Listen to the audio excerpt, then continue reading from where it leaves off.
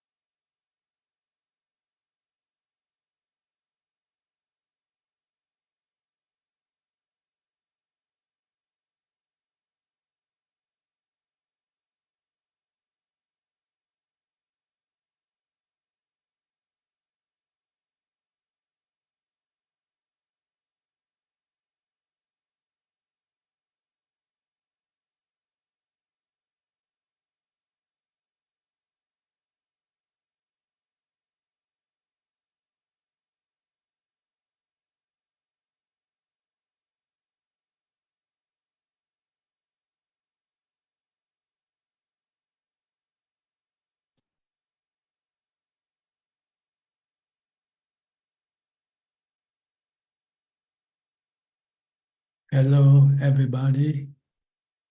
Welcome to another Dhamma meeting where we will discuss the Buddhist practices of charity, morality, and meditation.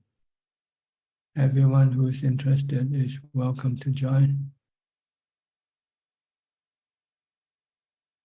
And our first participant tonight is Kek Yen So from Penang. Hi, Kek. How are you? Ajaan. Hi, Ajaan. Good evening. I'm fine, Ajaan. Thank you. Yeah. No question, no problem. Yeah, no question. Yeah. No dukkha. Good. Titima from Bangkok. กล่าวนมัสการค่ะอาจารย์ Don't have any question ค่ะ No problem either, huh? No ค่ะ Okay. Alvin from Malaysia. Namaskar, Ajahn. No question as well today. Thank you. No question also. Yes. Okay. Go to Jordan in Bangkok. Hi, Jordan. Hi, Tanajan. Very happy to be here tonight. How's your Thai coming along? I'm trying to be optimistic. Some days I feel like it's possible to learn the language, and other days I feel like it's pretty. Don't take more than what you can chew. Just chew a little bit at a time. Take time. Okay. Yeah. Well, just got to stick with it, and that's good advice. I will. If you can learn a new word every day, that's good enough, really. One word a day. Okay, that way I'll be moving in the right direction. Yeah, 30 days you'll get 30 words. Yeah. Maybe I should approach practice like that too, as long as I'm moving in the right direction. Yeah, just keep doing it, adding your practice hour as you go along. Add more hours for your practice. Okay. Yes, I just want to be moving in the right direction because, yeah, today I've been feeling quite fed up with the Kalases winning so often, and I need to become a better practitioner. And you forget your mantra, you forget your mindfulness. Yeah. Whenever you start to become more agitated, you should start by reciting the mantra Bhutto, Bhutto, Bhutto. Or some other verses. Oh yeah, I like Bhutto. I like Bhutto. Yeah. Just keep doing that. Okay. Try to restrain your thought as much as possible. You like to talk to yourself, even though you're alone. Oh yeah, I do, and I kept the 8 precepts for 5 days last week, but I tend to sort of be too extreme, and I think when I do that, I can swing in the opposite direction towards more sensual gratification if I'm too, because I'm not, I haven't developed. I think I need to develop a little more gradually, and maybe take eight precepts, and then go to 5 again to try to practice not swinging between. You have to look at your practice like riding a bicycle on a hilly road. Sometimes you go up, sometimes you come down. Sometimes it's difficult and sometimes it's easy. The road going up and down the hill. This is sometimes, someday you find it easy to practice and someday you find it hard. But whether hard or easy, you just have to keep on pushing.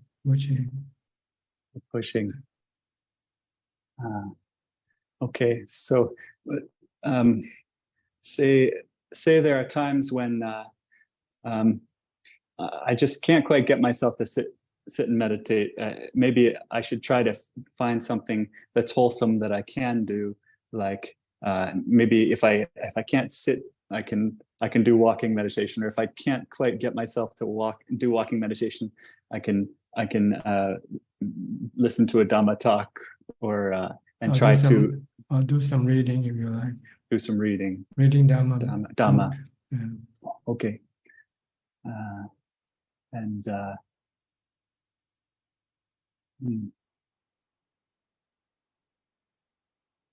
Yeah.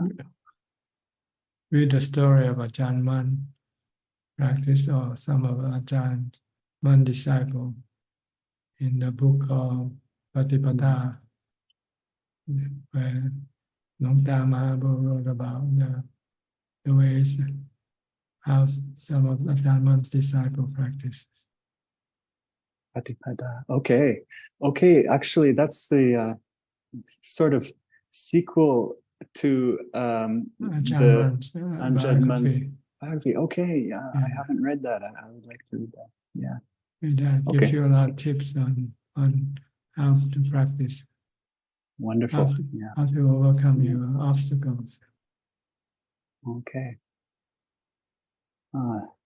That book by that book, the life biography of Ajaan Man, I read that in 2012, I think, and that was really so inspiring, and it's amazing that you can read again. You can read over and over, and you probably pick up something new every time you read it. Oh, I'm sure. Yeah.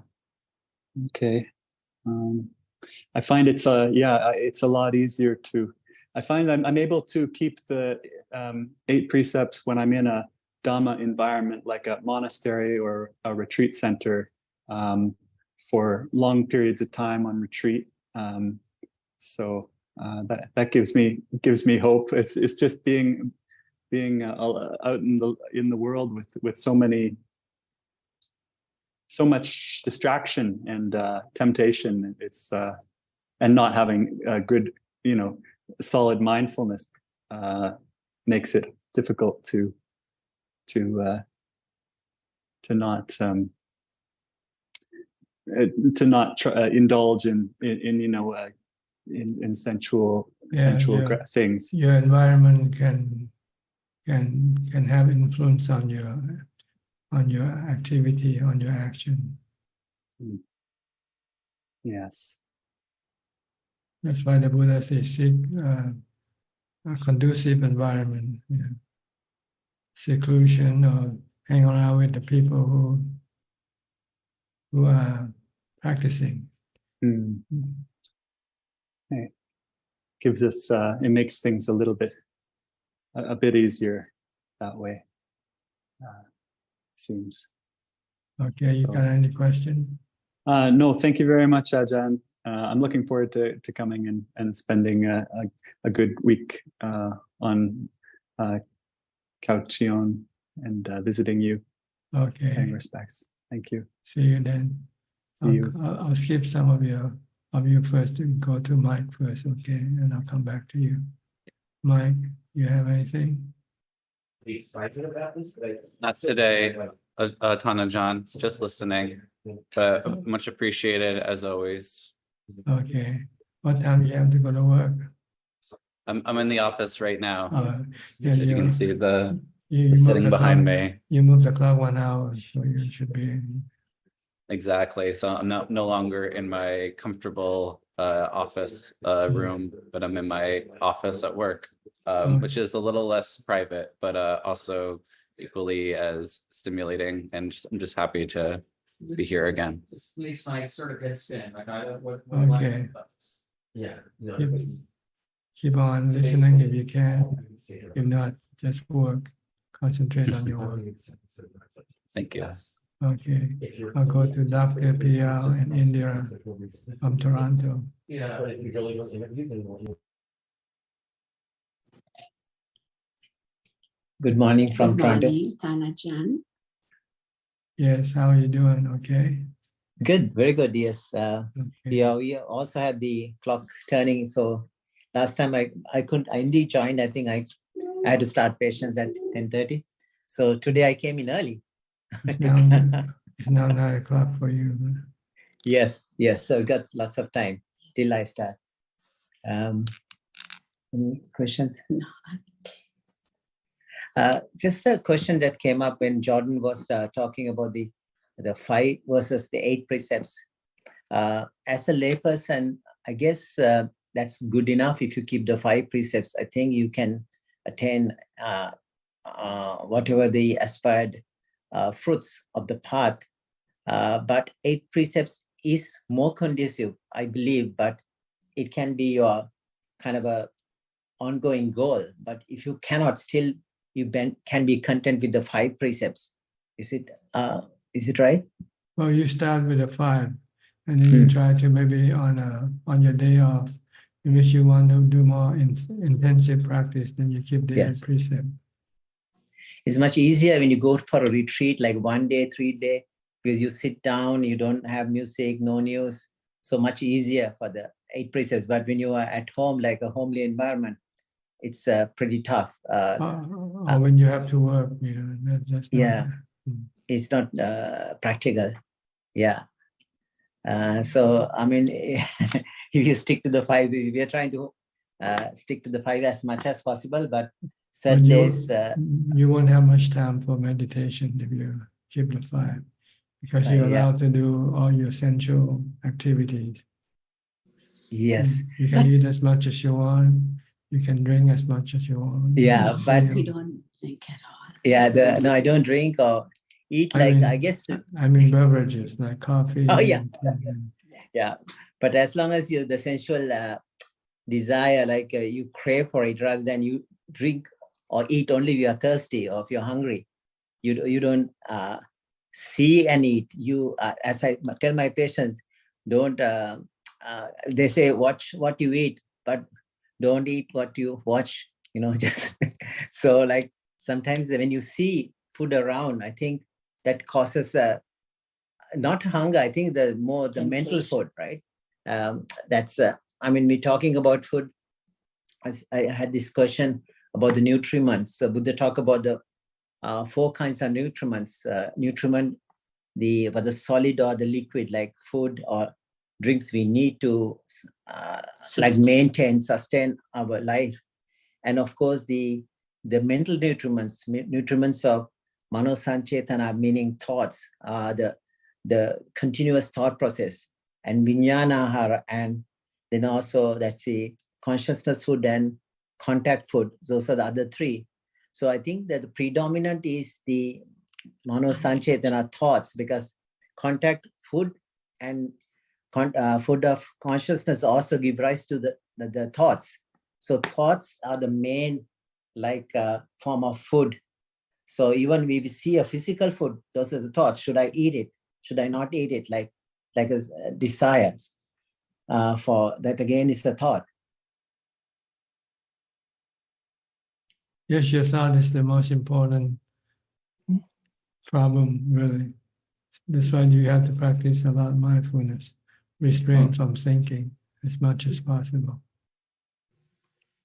Once you can control your thought, then the other action, your speech and your physical activity will not be able to go on without the mind, without the thought telling what to do. Mhm. So once you can control the thought, then you can control the action of speech and of body. So the thought kind of gets out of your system pretty much in the second jhana. Right? First jhana is there is still your thinking is there, vitaka vichara is present. The thoughts disappear in the second jhana level. Yes, the thought here that refers to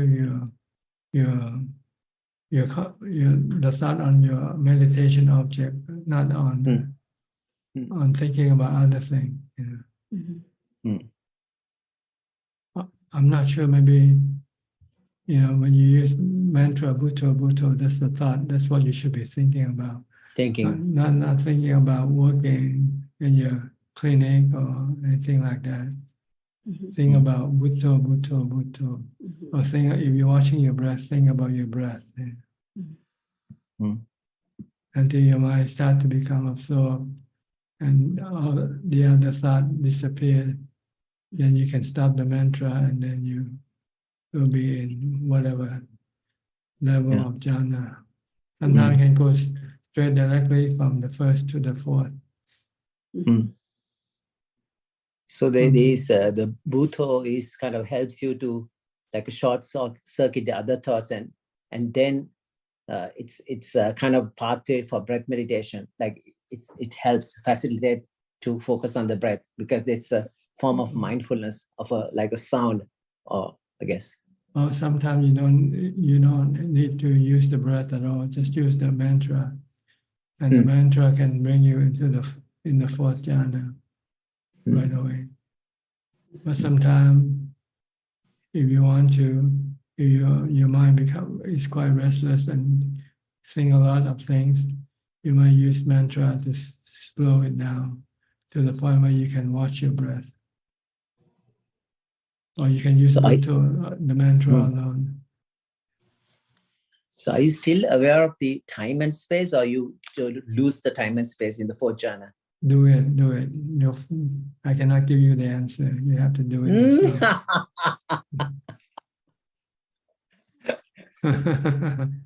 You trying to trick me. Huh? No.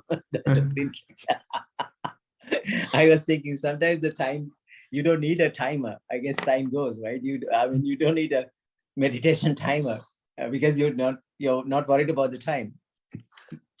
Eat the food, you'll find out how good the food is. Huh? Eat the food. Okay, yeah. Taste the food. Yeah. Yes. Rather than the recipes. We can eat the recipes. Okay. Anything else? No, that's it. Thank you. Thank you so much, Ajaan. Okay. Thank you.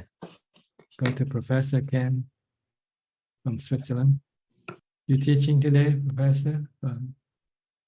Yeah, I have a little bit of teaching today, Dhanajan, but do you have to move your clock also in Europe? This coming weekend, it's Easter weekend, it goes forward on Sunday morning. I see. It's vary from country to country. Yeah, it's currently just after 2 p.m. here at the moment, and it's going forward on Sunday. So next week will be 3 p.m. by this time. Yeah. Which is a bit better for my timing. So Dhanajan, I have a question on if we think about the 5 hindrances. Is there a recommended order in which we should go through the hindrances, or should we simply consider which ones apply to ourselves and focus on them? Which one happened to appear at that time? And you have to deal with that one particular one. But if you want to cover all the 5 in advance, you can do that also. Like if you keep the 8 precepts, you're controlling your sensual cravings, sensual pleasure cravings. And if you're in doubt of the Buddha, Dhamma, or Sangha, you should do a lot more study about the Buddha, Dhamma, and Sangha. The more you learn about them, the more the clearer you understand them, and the less doubt you will have in them. You can do this ahead of time. And as far as your sexual desire, then you have to use contemplating on Asubha. Try to look at the unpleasant parts of the body, like the internal organs. Look at the corpses.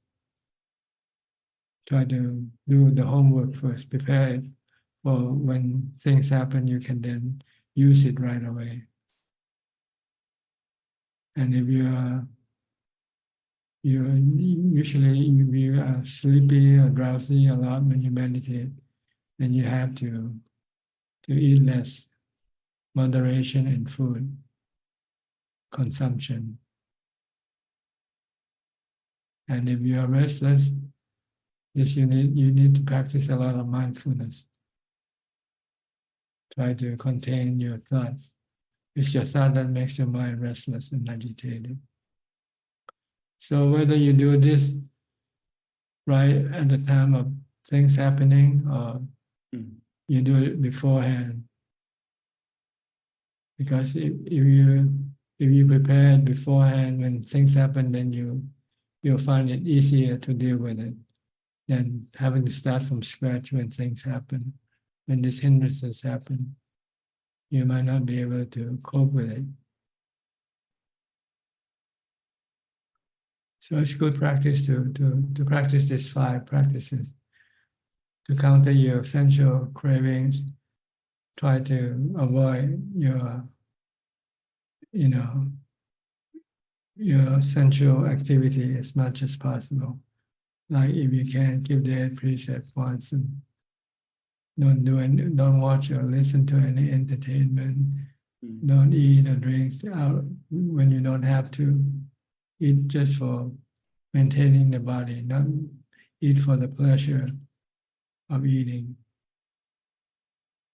This is something you have to do it ahead of time.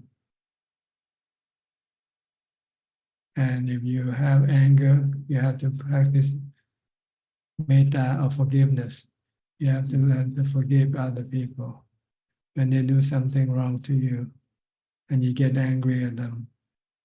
If you forgive them, then you can get rid of your anger. And if you keep listening to Dhamma talks, read Dhamma books, especially from the masters, you will be inspired and you will be not in doubt about the Buddha, Dhamma, and the Sangha.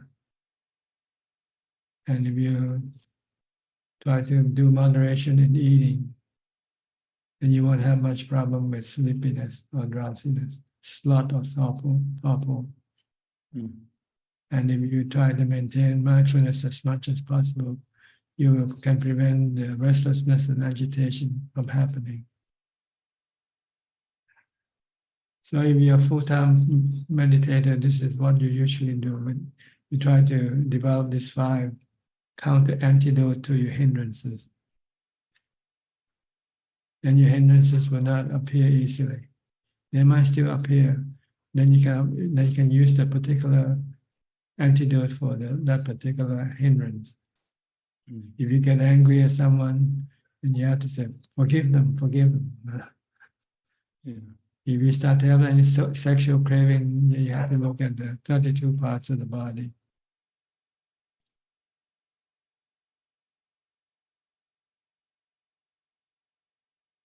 And you can do it anytime you like, beforehand or when the hindrance appear. But if you haven't prepared yourself with the antidote, when the hindrance appear, you might not be able to use the antidote.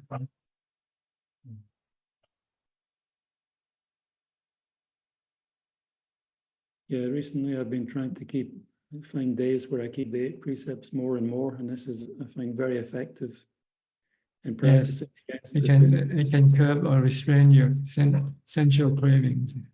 Yeah, and then I find that very effective in curbing the sensual.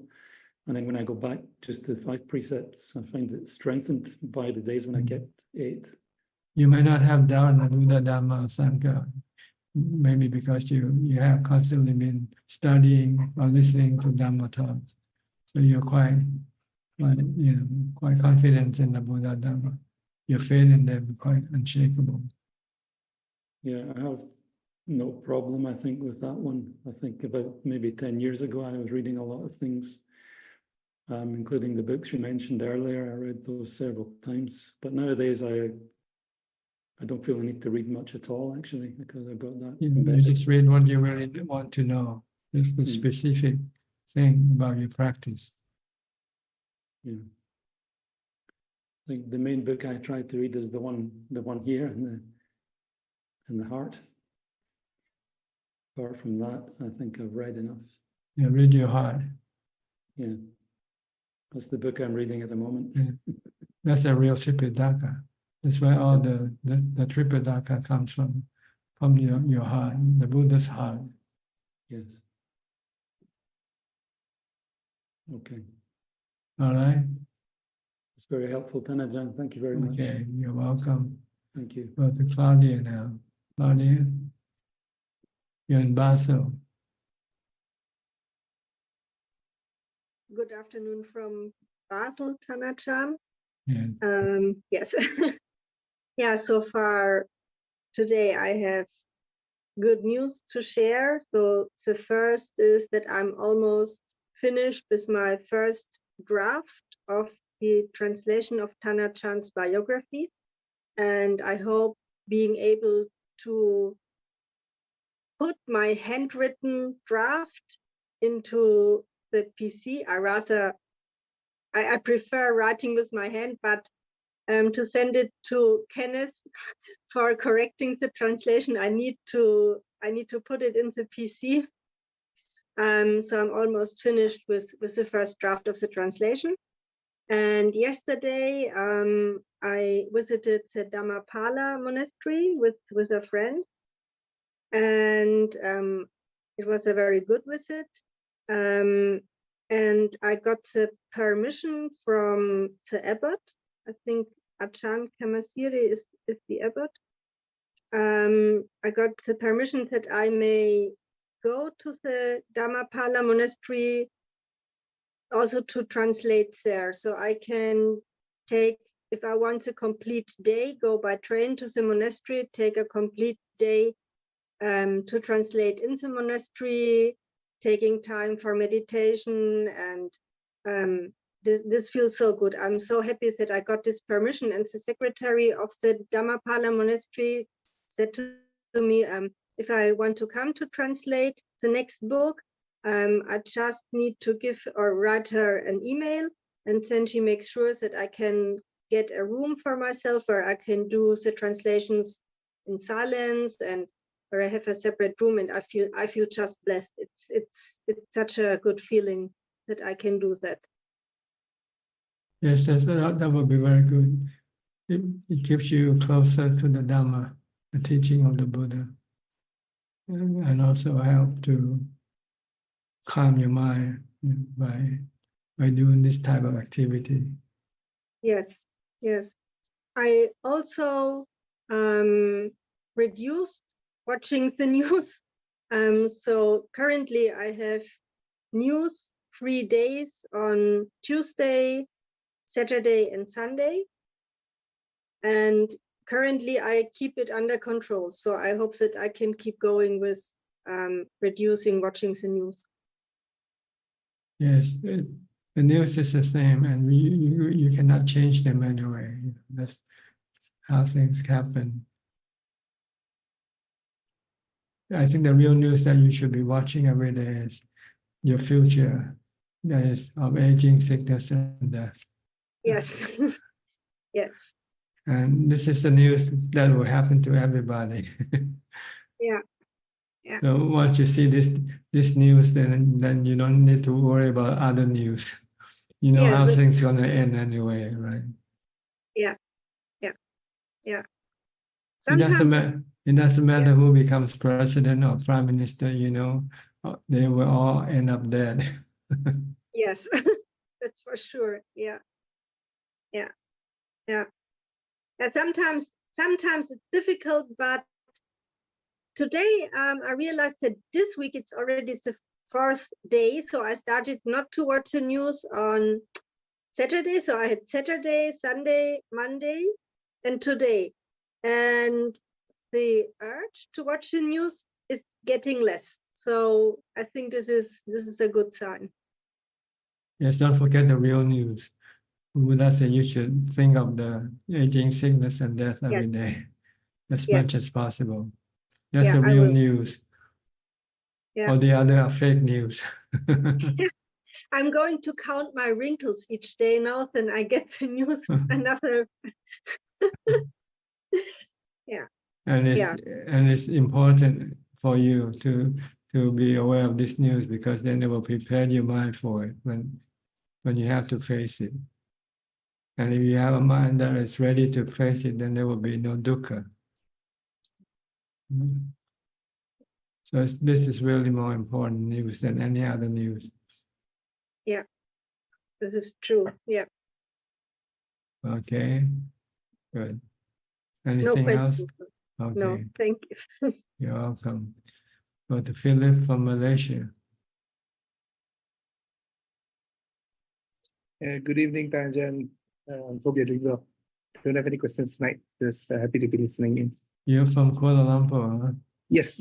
But originally, I'm from Penang. I see. What's the population in Kuala Lumpur? I think probably about 10 million. 10 million. Yeah. 5 million. Yeah. I mean, depending on how you define the Kuala Lumpur itself. The whole thing, the outskirts also, everything. Yeah, 10 million. Okay, very crowded or not? Certain parts are crowded. Certain parts okay. It depends on where you are situated. So yeah, I mean it's a bit more crowded. And the air quality, is it good or bad? It's now good, but when it's around probably about September, it may get bad because of the heat. Forest fire? Yes, the burning of from forest. Indonesia, usually. Yeah, usually. yeah. But that's because the monsoon, the monsoon, the southwest monsoon, there is a month or 1.5 months like that where the air doesn't move, so that's where the case would start. Okay, but usually you have lots of rain, right?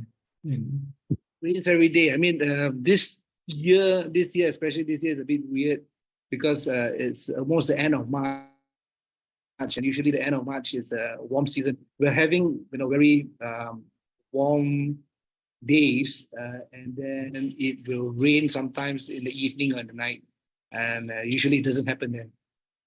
Maybe it's due to global warming. I'm not too sure.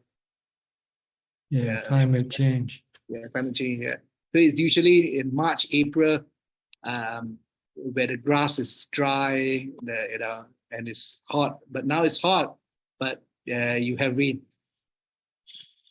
and it's heavy, the rain. Yes, I think the average temperature of the world has risen. Yeah. According to the report. Yes. Okay. So you have no question? Today, no, still practicing. I mean, yeah, I mean, it's like a lot of people, as I mentioned, it's harder to practice when you're working, and easier, much easier in an environment where you don't have distraction, especially for news, especially with food and things like that. I mean, even on the days of the 8 precepts, right? Because I live in a city, in an apartment near quite a crowded area.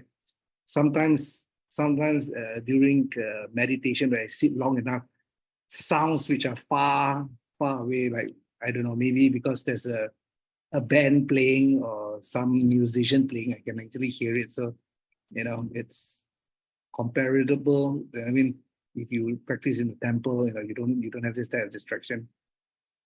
So, I mean, I try to close the door, try to close the windows and things like that, but when you are in not concentration, but sometimes when you're sitting in meditation, right, when your mind is trying to go into stillness or whatever, your sensory perception becomes sometimes a bit sharper.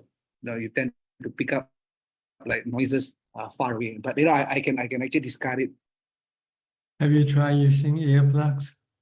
Yes. Does that work? Yeah, it has that hollow kind of echo with it, Yeah, but it's okay. I mean, I can block the noise out. It's not an issue. It's just that sometimes it's just a far noise or maybe it's a very soft, very, very soft, music playing. I don't know, it could be my neighbor, I don't know. Yeah. Okay, just as long as you don't get involved with them. Yeah, no. I'll just tend to just block it out. I mean, it's a city. I mean, I have to live with it. I mean, I try to close all the windows, the glass windows, even put a thick curtain, to block the sound. Yeah. I mean, that's the best. But I mean, practicing the temple, I mean, practicing out in the open, right, where you do your precepts, right, it's much conducive. Yeah. Okay. You just have to do whatever you can with whatever you have. Right. Okay. I'll go to Full Moon now. Full Moon, where are you from?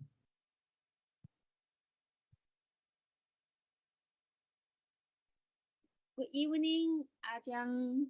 Yes, can you speak louder, please? Okay. Good evening. Yes, Ajaan. now good. Go ahead. I'm from China. Yes, where in China? Guangzhou? No, Guangxi. Guangxi. Yes. Okay. Is that near Guangzhou? No, not. Yes, near Guangzhou. Okay. Just on the right of the Guangzhou. East of Guangzhou or west of Guangzhou? East. East, okay. Yes. All right. I have one question. Okay. The question is that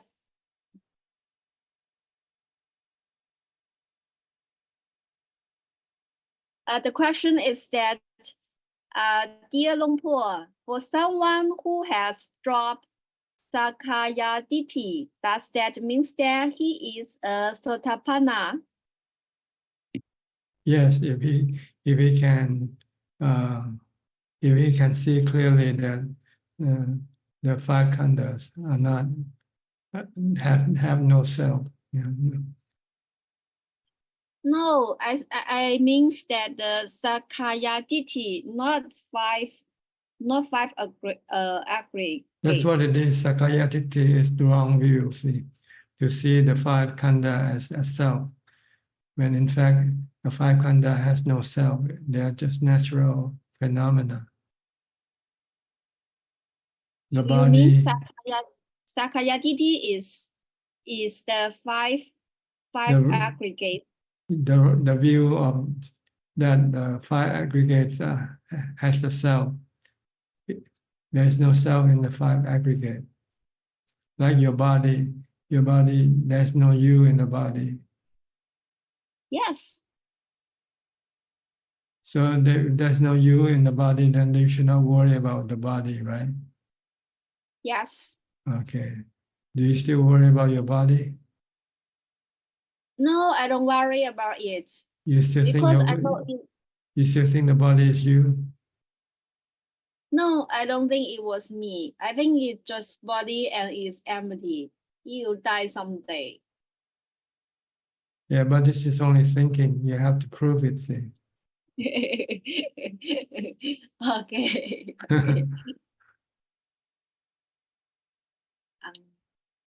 Okay, understand? Yes, but yes. Some people think that they understand and they think they can become a Sotapanna from understanding. You have to prove it.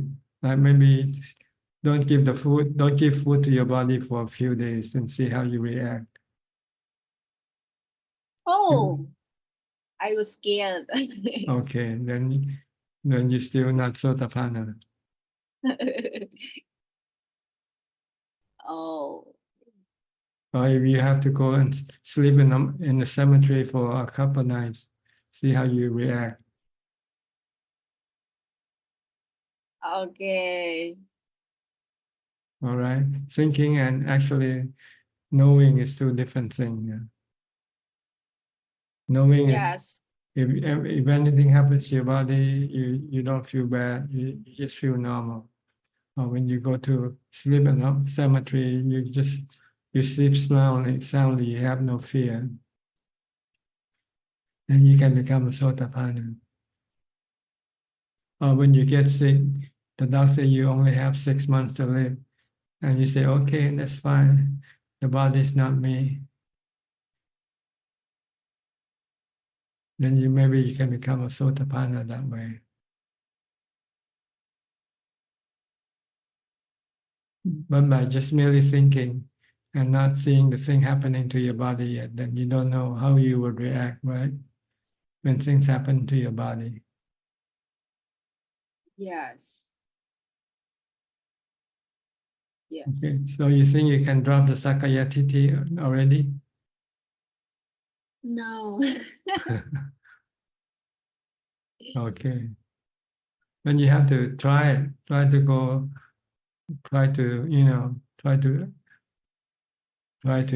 hurt your body, but not in a in a physical way, not in the torturing or hurting it but expose it to danger, like go sleep in the cemetery or go spend a night in the forest by yourself.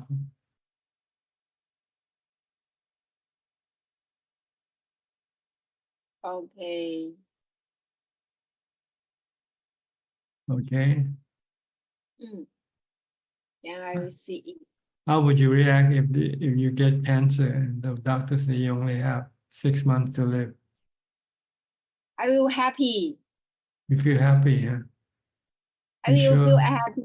You sure? Yes, because I don't to live too long. I think the life is too dukkha. So I don't like to live too long. I just have a dream that one day I can be a Sotapanna and I go away.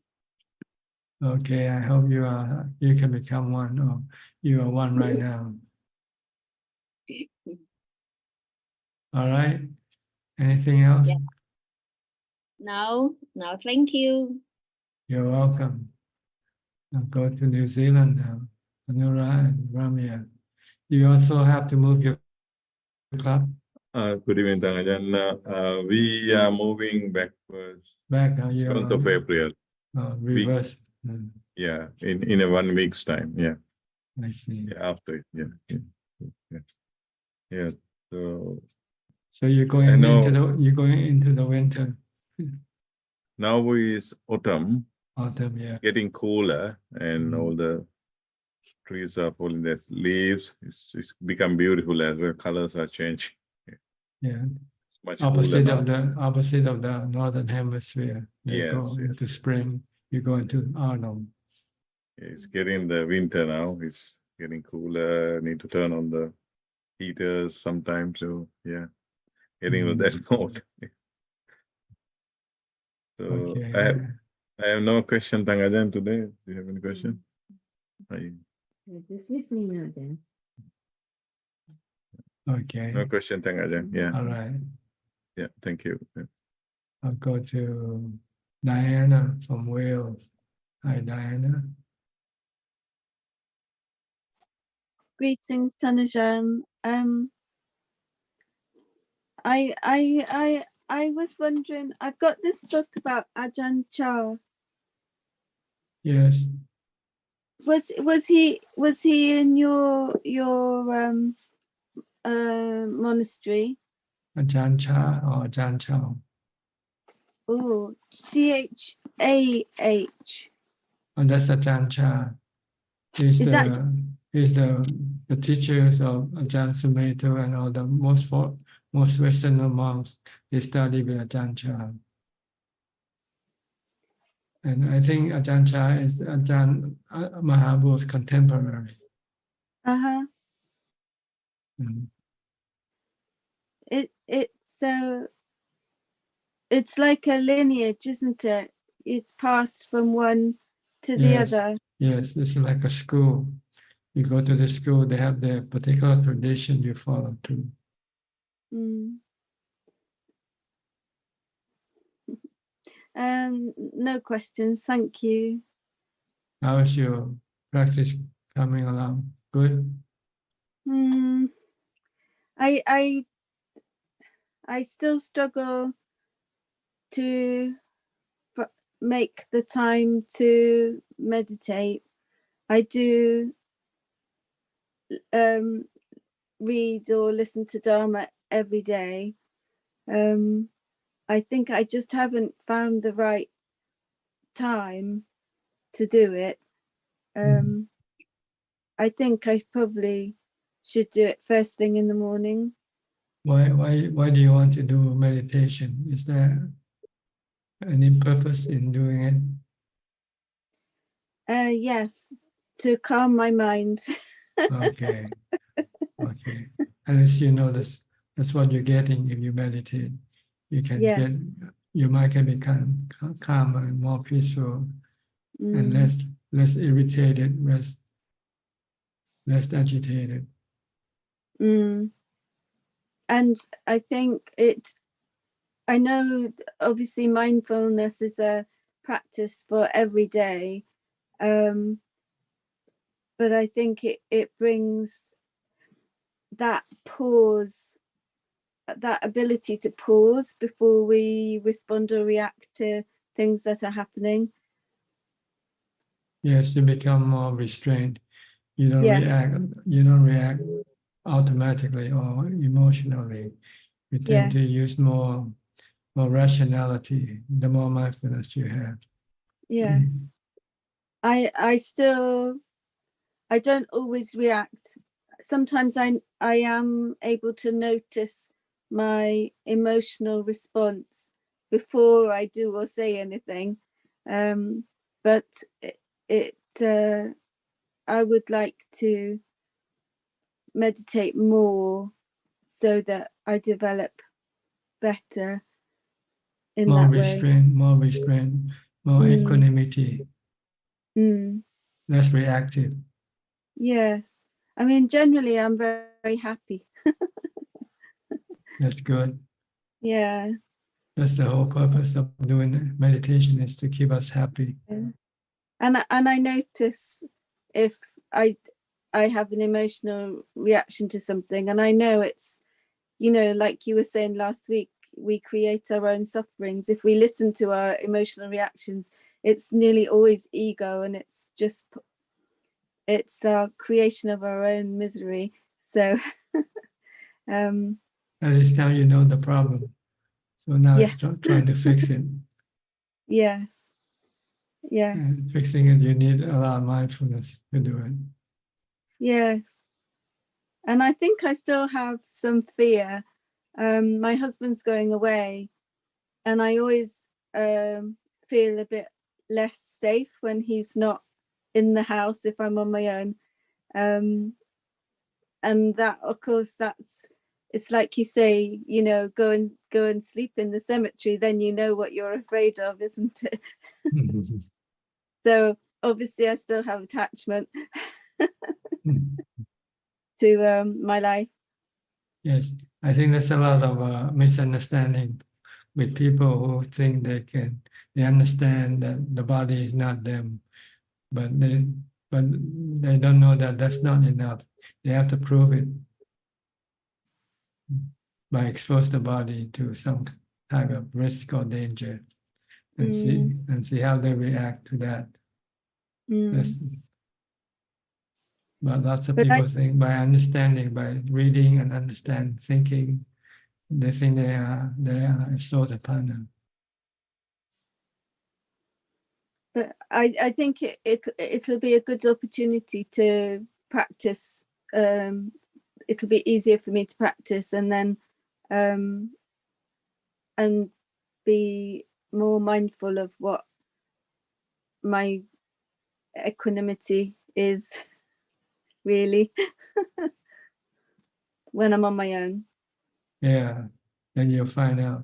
If you don't, you can use more mindfulness to help you maintain or develop more equanimity.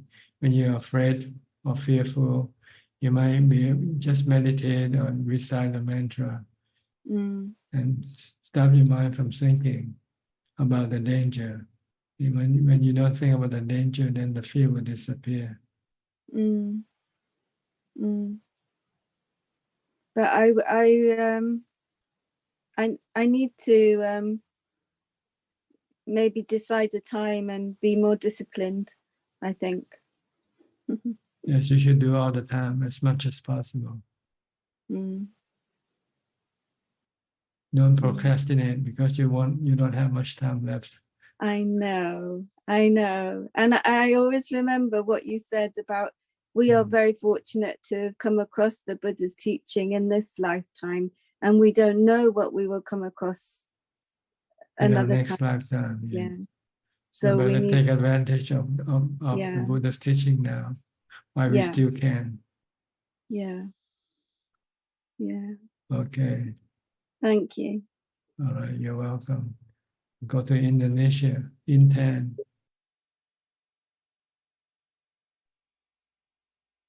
Good evening, Prajan. Yes, how are you? I'm fine. How are you, Prajan? Good. You have any question? Yes, I have 3 questions. First, if a family person to be anagami, can they stay at their family and running their business? Normally, if they are real anagami, they don't want to do any more business. They don't want to deal with anybody. They want to go become a monk or a nun. Okay. So I can say if someone say she is anagami, but she's still running their business, it is question mark for us. Well, there's no need to worry about what they say or what they do. It's not our business anyway. Okay. The second question, why Prajan not have a student as a Meiji in Wat Yan? See, they don't want to have permanent merchi staying there because they found a lot from past experiences. When you have lots of merchi living together, they tend to fight. Okay. So they want to avoid this problem. So they only allow people to stay temporarily for 7 days. Then there won't be much problem among them. If they stay together for a long time, they'll start to have, attachment to things, and then they can start to fight with each other. Number 3, can we reproduction Pra Ajahn book Beyond Birth in Indonesian? Yes, you're welcome to do it. I think that somebody has translated. Have you translated? Yes. Yeah. Can we change the cover? You can do anything with it as long as you don't change the story. Okay. Thank you, Prajan. You're welcome. Prajan, if I have a planning go to Wat Yan on July, at Wasa period, more better now I register or? Well, you check with the administration, the people who do do the. Okay. Thank you, Ajahn.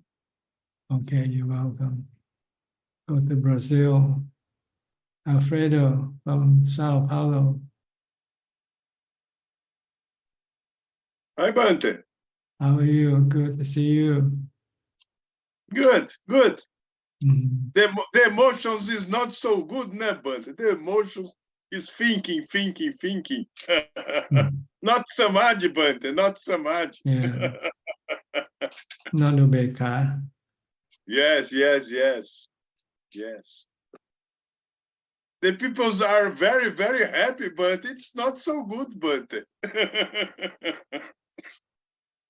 What do you mean? Permanent. Impermanent. Yes. There's nothing impermanent in this world. Everything is temporary. Yes. Only ubeka is permanent. You can practice and maintain ubeka until you become permanent. Yes.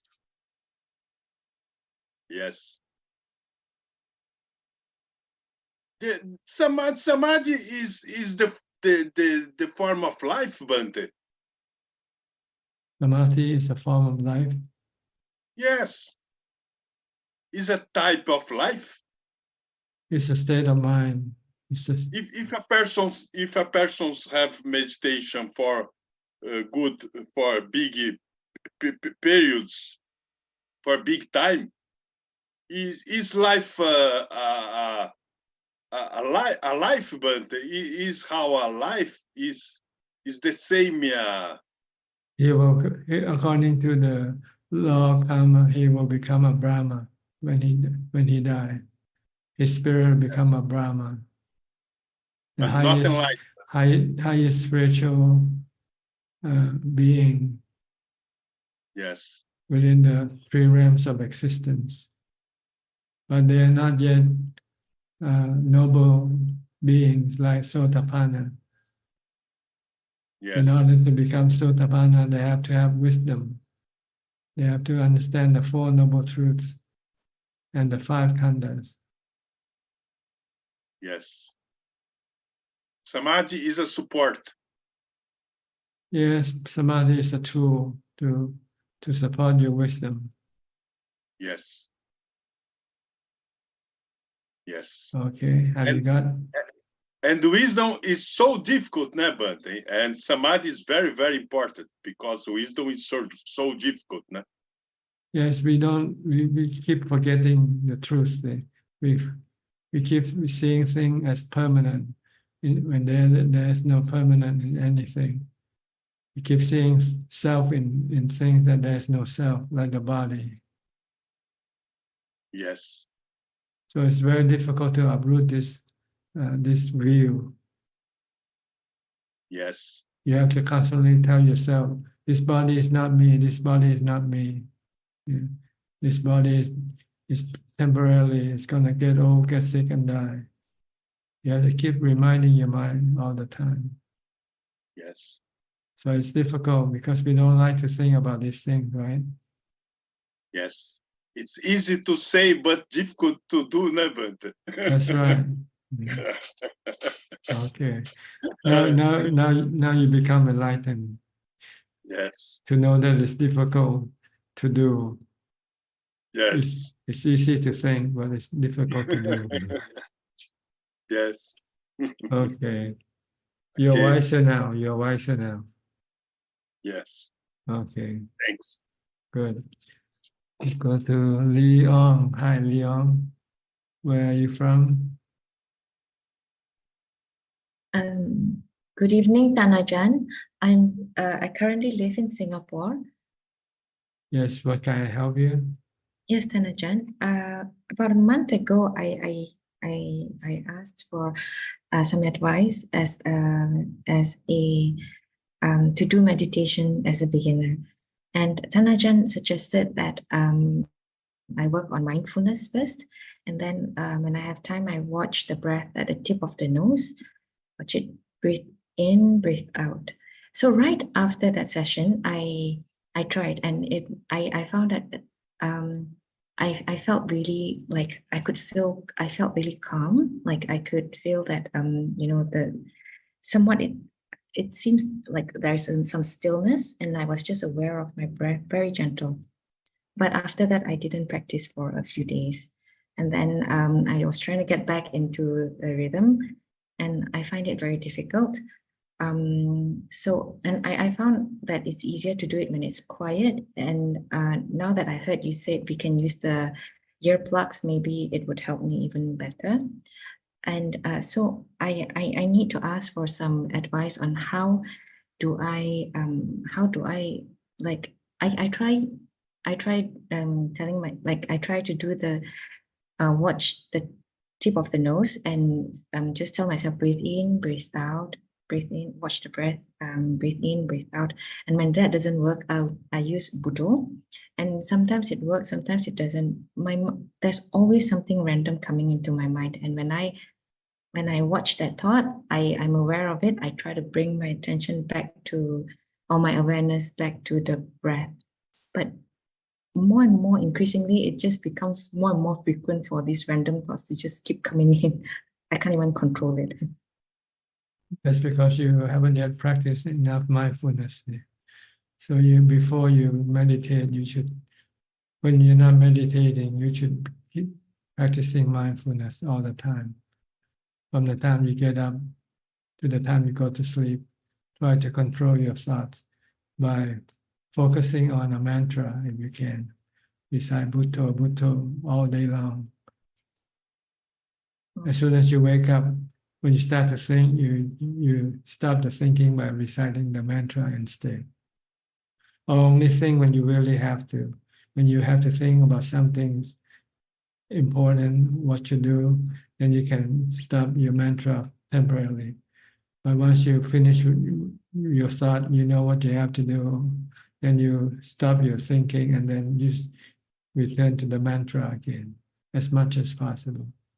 So when I recite the mantra, it's okay to do it like if I'm walking? Yes, all the time, just mentally reciting in your mind. You're walking, standing, sitting, eating, brushing your teeth, taking a shower, dressing, whatever you do. When you don't need to think, then if you think, then you should use the mantra to stop it from thinking. And when I recite Budo, should I be aware of like what? Yes, you have to be aware of what you do. Okay. Focus on what you do, and also recite the mantra to prevent your mind from thinking about other things at the same time. Okay. Or you can just focus on what you do and don't even have to recite the mantra if you can, if you like. Okay. But sometimes your mind might slip away while you're eating. Your mind might go thinking about shopping or doing something else. Then maybe using a mantra will be more useful. You can bring it back to your eating, to whatever you do. Okay. The goal is to stop thinking aimlessly. Understand. Then if you can do this when you meditate, you'll find it easy to meditate. Your mind won't be running all over the place. All right. Okay. So you have to go back, you have to come back to the first step first, which is mindfulness. Mindfulness, then meditation follow. The more mindfulness you have, the easier you will be with your meditation. The more result you will get from your meditation. During your first session, maybe it's because you were more or less mindful at that time, so you find it peaceful from your meditation. But then the second time or third time, you're not mindful like the first time. Okay. Or maybe because you're expecting it to happen just like the first time, without being mindful enough. Yeah. I'll try that. Thank you very much, Ajahn. Okay. All right. I'll go to Bangkok now with B. Ravin. Hi, B. Hi, Prachan. Good evening. How are you? I am well, thank you. Prachan, how are you as well? Good, good. Yes. So Prachan, I have one question for tonight. It's regarding one of the first three fetters, the attachment to rites and rituals. So just for my understanding, for a person who is a Sotapanna who has eradicated the first three, they still perform rite and ritual, but they are not attached to it. Whereas a lay person, they are attached to it and hope for something from it, right? See, when you do some ritual because you want to do something, right? You want to get something from doing, like if you're afraid you might lose your job. So you have to do maybe do some ritual, and this ritual might prevent you from losing your job. But a Sotapanna knows that the problem with you is not is your attachment to having a job, because you don't see that having a job is impermanent. See? It's not dependable, not reliable, not certain. It's anicca.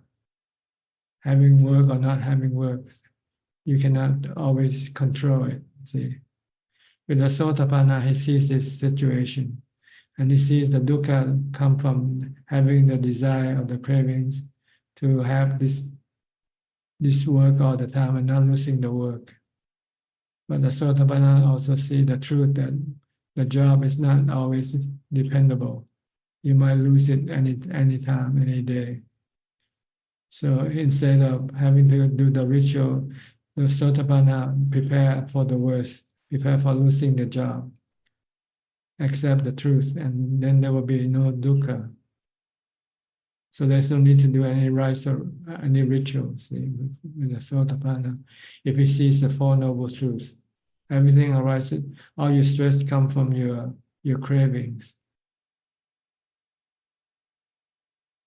And the things that cause you, the things that you are attached to is impermanent, not reliable, not stable, not something that you can always depend on or have. So when you see the truth, then you say, okay, you might lose it, and you have no resistance to the truth, no cravings for having it all the time. When that happens, then you have no stress. So when you have no stress, there's no need to do any rituals. People do rituals to get rid of the stress in creating by the uncertainty of things that they still hang on to or attach to. But the Sotapanna see everything as impermanent. So he doesn't attach to anything. He willingly let things go if the time for it to go.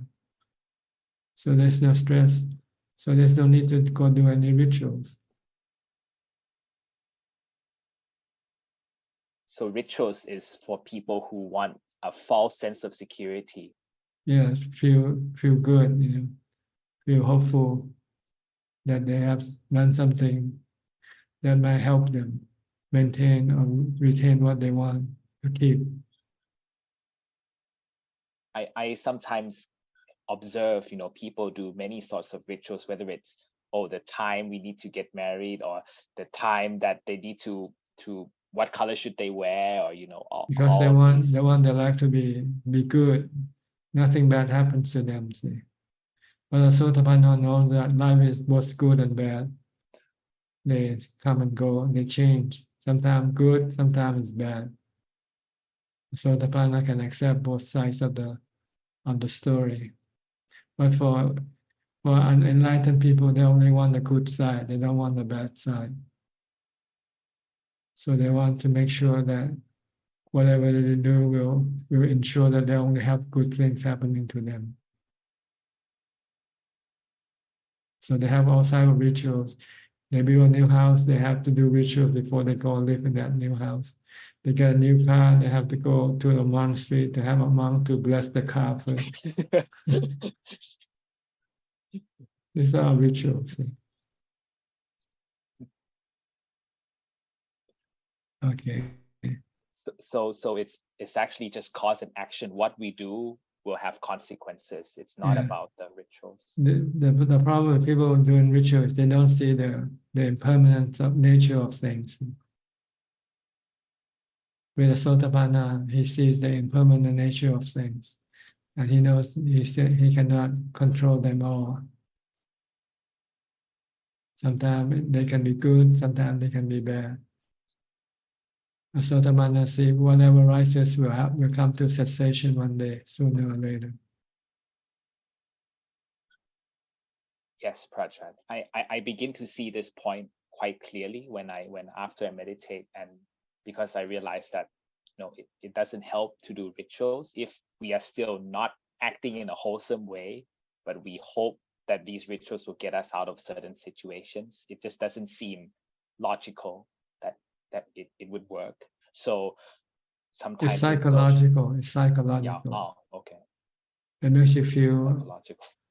assured that things will be fine because you have done the necessary thing, the ritual, to guarantee your success, for instance. I find that very hard to believe. I try to stay in the present, and okay, if I want to be successful, I need to work hard. I have to have a good mindset, not rely on the easy way out.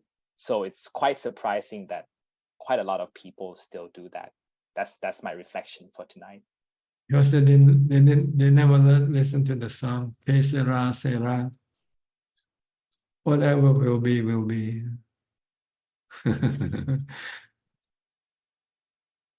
Have you heard that? Have you heard that song before? Oh yes, my Okay. parents would sing it to me when I was young. Okay. Whatever will be, will be. It means things are not always the same. Things can change anytime. Yes, Prajan. And there was an earlier discussion we had. You mentioned the song Both Sides Now. To look at things from both sides now. Up That's and also a down, good one. yes, good and bad. Yeah, this is the way things work in life. This is the nature of anicca, anatta. Anatta, you cannot control them. You cannot tell things to only be good for you. No, nothing bad will happen to you. You cannot do that. So you prepare your mind to accept both sides of the story. I think one of the things you told me, Prajan, hope for the best, but prepare for the worst. Yeah, or expect the worst. Oh. Then you will not be disappointed when the worst happen. Because we expected it to happen. Yeah, I know it's gonna happen. This guy gonna screw me or something like. So when he does, you say, okay, So you don't trust anybody. I mean, you don't trust that they will always be good to you. You will always think one day they can turn around and snap and stick a knife in your back. It's true.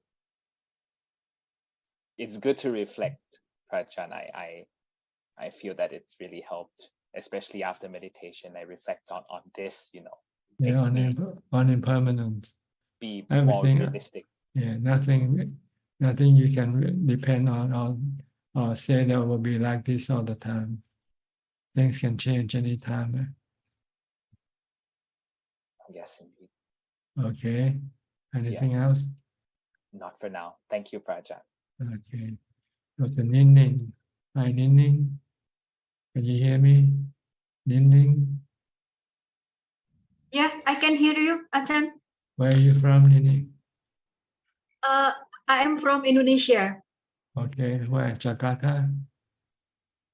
Good evening, Ajahn. This is my second time. Yes. My first time, the audio not working well. I So, see. yeah. Okay, I have good. one question about meditation. Yes, go ahead.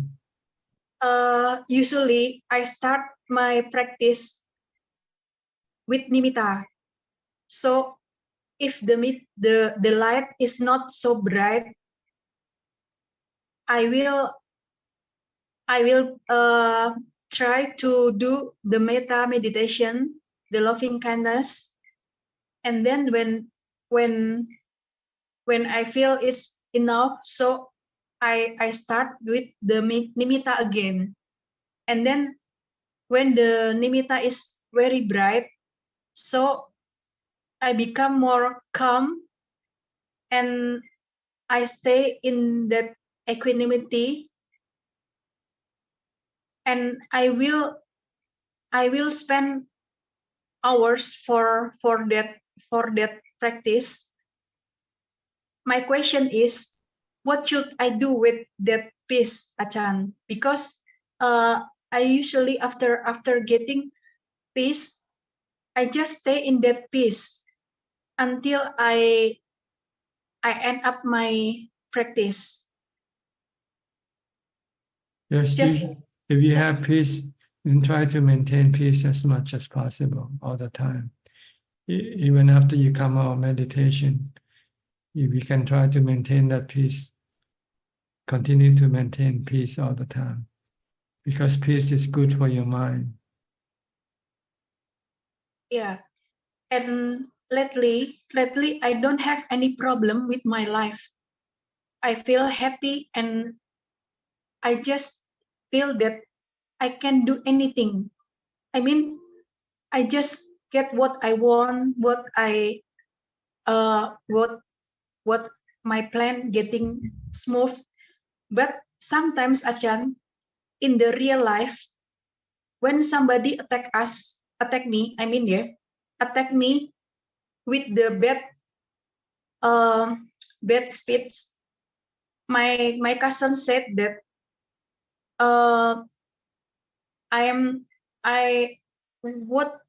what's the purpose for my practice, because I'm getting so far away from the family gathering, and then I lost my appetite for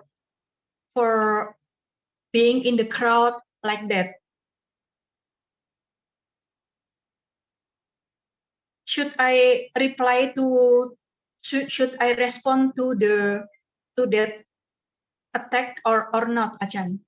Should I explain to them or not?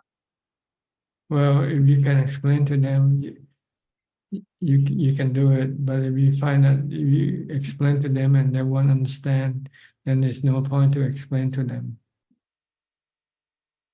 Because this is something different from people normally. People find happiness with being with other people. But for you, you find happiness by being alone. Yeah. And then because I belong to the big family, and then when I attend the family gathering, most of the people sometimes looks not like me. Yeah. So every time should I greet them first, since they are younger than me? Yes, you can greet everybody first. You can show your loving kindness to everybody. It doesn't matter whether younger or older. You can always say hello, hi, how are you to everybody. Because I don't know, because sometimes I'm confused how to react to all of the people, things. When you are with people, then you have to use loving kindness, metta. You have to say hello. You have to be kind, be nice to them. But when you're alone, then you can use equanimity, ubeka, peace. So what I do in that meditation, is it right? Just stay in that peace? Yes, for as long as possible, as much as possible. And don't get angry or don't get sad by whatever you come across with. Try to keep your mind happy all the time, peaceful all the time. Yeah, because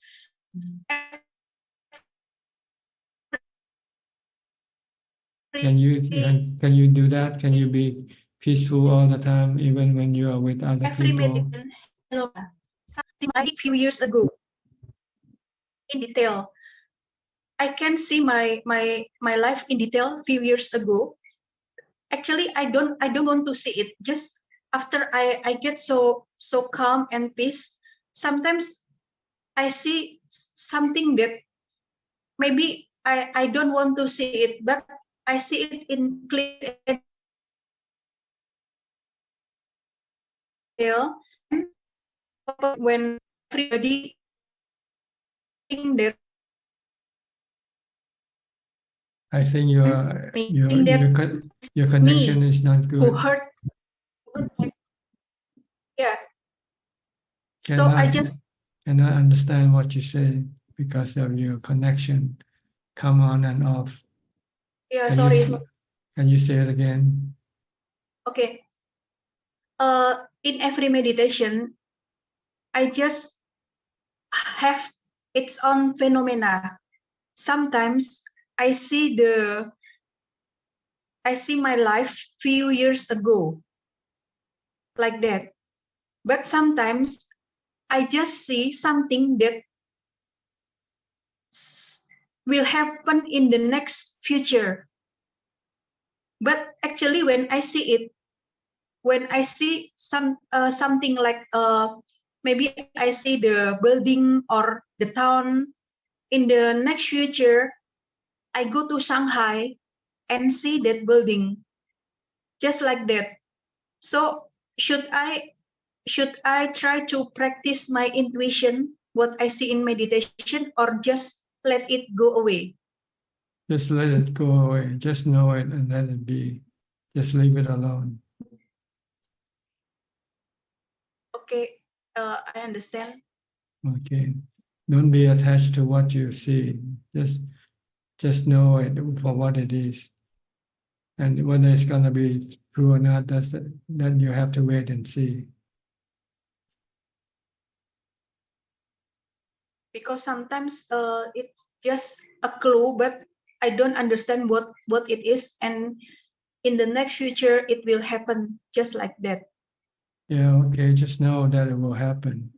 And just know that, look at it as being anatta, like things that you cannot control. If it's going to happen, it's going to happen. But you just happen to know ahead of time, that's all. But you cannot prevent it from happening or not happening. Should I contemplate anatta and I say in my meditation or not? Well, anatta means to teach you to see that things are like that. Just leave it alone. Don't worry about it. That's what it means. So thank you for the answer. So I just have to stay peace in my practice. Yes, just all the time, as much as possible. Yeah, just when you practice alone or when you're with people, try to maintain peace all the time. Even for 3 hours, 4 hours, I just maintain my peace. Yes, and then after you come out of meditation, when you're with people, also try to keep your mind peaceful also. Yeah, I understand. Okay. Okay. All right. Okay. And Ajahn, I have a plan to practice in Wat Yen for temporary. Is it okay? Yes, you can contact the temple for reservation. Make reservation. Yeah, maybe in July or August, because I think that I need a very quiet place to practice, just like that. Okay. Thank you, Ajahn. You're welcome. Okay, I'll go to Vince now. Vince Chua from Singapore. Haven't seen you for a long, long time. That's true. But I always know that if I have a problem, I can always come into this meeting room. Why? You think you can solve your problem here? Yes, I believe in you, Ajahn. Okay. My question is, I think I want to understand a little bit more about knowing mind. And knowing mind seems to be impermanent. And how does it arise? Because I want to clear my doubt about knowing mind being, we can manipulate knowing mind. So my question is, knowing mind is definitely impermanent. It rises and fall away. And how does it arise? I think this is the misunderstanding. Knowing mind doesn't rise or cease. Knowing mind is constantly knowing. Okay. It's the thinking mind that rises and ceases. The thinking mind, but the knowing mind doesn't. The knowing mind always know, but the thinking mind keep think. It can think and it can stop and it can think about some other thing. So I keep changing the thinking mind. Okay.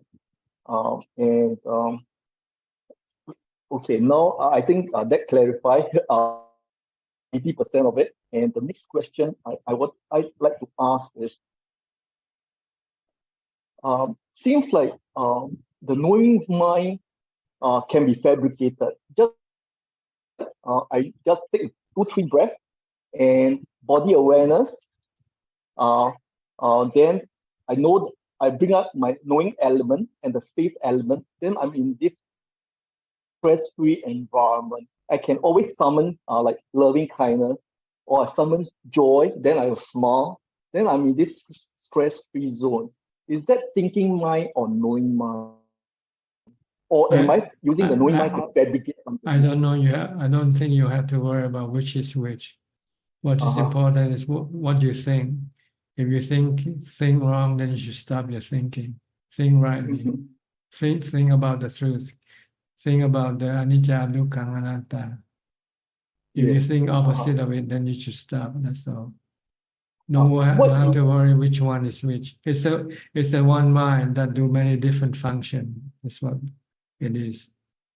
There's only one mind, but this one mind, it has 5 abilities: knowing, feeling, thinking, perceiving, and contacting the body through the 5 sensual organs. This is the knowing. This is the mind. It has 5 abilities. Is feeling a good way to use as a sensor to see whether I'm disturbed or not? That's right, because if you feel good, then it's okay. But when you feel bad, then it means your mind is not thinking properly. If you're thinking properly, then your mind will have no dukkha.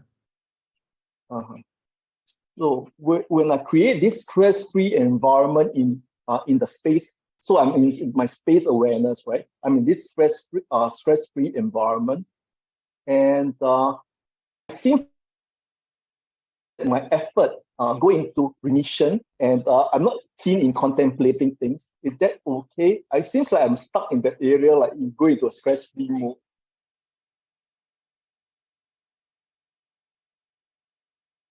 Can you explain again? I can't quite understand. So if my knower comes in and I'm more aware of my space, so I'm more like so-called a neutral mind.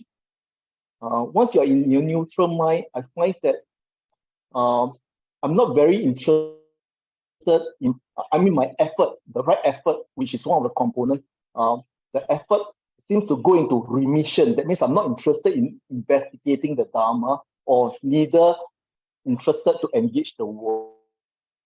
So I thought that hampers my knowledge or the development of, that means I'm not very keen to investigate the world, because everything you seem to accept and let it go, and then you go into this stress-free environment. Well, you really want to establish equanimity in your mind. That's the goal, not to react to anything that's happening. Just leave everything alone. But then I feel a bit lazy. Lazy in the sense it doesn't seem that I need samatha anymore. I'm not interested in contemplating. I'm not interested in listening to Dharma talk anymore. Just like that. Well, it doesn't matter as long as you're not. If you have no dukkha, then you don't need to do anything. It's only when you Yeah, when you have dukkha, then you need to get rid of it. And to get rid of it, you need Dhamma to get rid of dukkha. But if you have no dukkha, then there's no need to do anything. It's like when you're not sick, you don't need to go to the hospital. Because I'm afraid I'm attached to that stress-free environment. I don't know what you mean by attached. If it's good, you can be attached to it. If it's bad, then you should not be attached to it. Attached to the good thing is okay. Okay. So because I mean, a few months ago, I asked you, is it good to dwell in the pleasant feelings? So I'm enjoying that kind of, when I want to call joy. If your present feeling is permanent, then if your present feeling is permanent, then yes, you can indulge in that. But if it's not permanent, then you should not, because when it disappears, it can cause you dukkha. Okay. Okay, can understand. I know that, I know it's impermanent, but I guess that come back stress-free is quite good at home. Well, stress-free can eventually become permanent. See, when you finally get rid of all your cravings, then your mind will be totally stress-free all the time. Okay, so I'm good, I think. Okay. I go and practice. As long as you're happy, and then you don't need to do anything. It's only when you're not happy, then you have to somehow fix it. You know, like your car. When your car going smoothly, then there's no need to fix your car, right? But when your car starts to stop and won't move, then you need to move it to a garage to have it fixed. Same way with your mind. So I come to the point that I think in our practice, seems like we don't need a lot of so-called samatha meditation. Just a little bit, you get your awareness, you get your knowing element out, you get your space element out, your body awareness out. Then everything becomes very peace and calm and nothing on. This is during normal situation, but when you're in a crisis, it might be different. If you happen to get cancer, then you might have a different things in your mind. Your mind might start to react differently. Then I understand that recently, last week, I do a colonoscopy. That scared me a bit. Okay, so you're no longer in a stress-free situation. So that's why I think my mind is fabricating the stress-free environment, stopping me from investigating Dharma further and contented with a little bit of calmness, then you're happy already. But that's I because know you forget that the future that is waiting for you is not good for you, see, like aging, sickness, and death. So you have to contemplate on this thing and ask yourself whether you can be stress-free during this situation or not. Okay, long way to go. Thank you. It's not a long way. It might come to you very quickly. My biopsies are coming up more next week, so I will see the result first. I know, or maybe some type of accident could happen also. You know. I understand. Okay. So you should not be complacent. You should always be ready, prepare yourself to face any situation that might happen to you. Okay. Need more effort then. Yeah. So this way will make you more strive for more Dhamma. See, if you think everything is good, perfect, then there's no need to do anything. But if you think things it's not gonna be like this all the time, you know, things can be bad tomorrow. Who knows? Okay. I will work hard.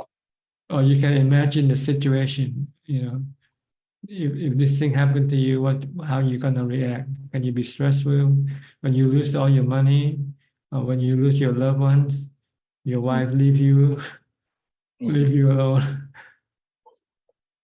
So you have to imagine all this bad situation that can happen, you know, and then test your mind whether it can remain stress-free or not.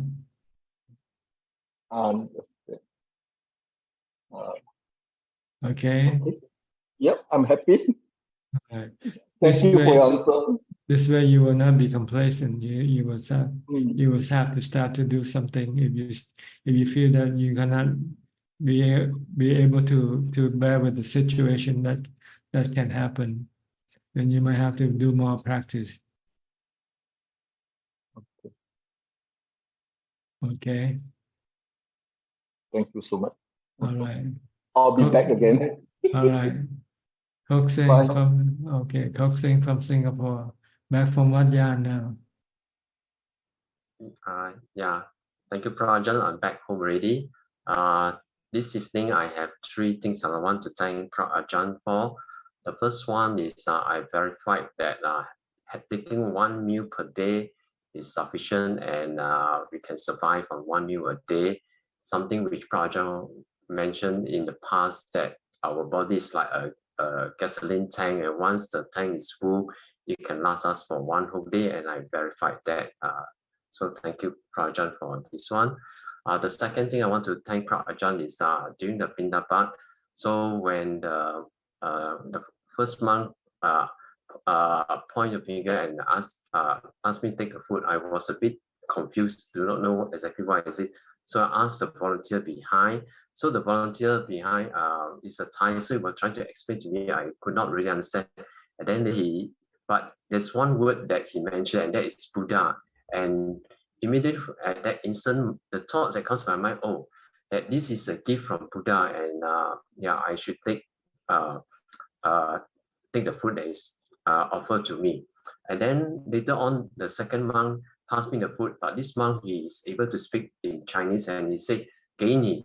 Then straight away, I know straight away that I've no doubt that all this food, the monk is giving me this food.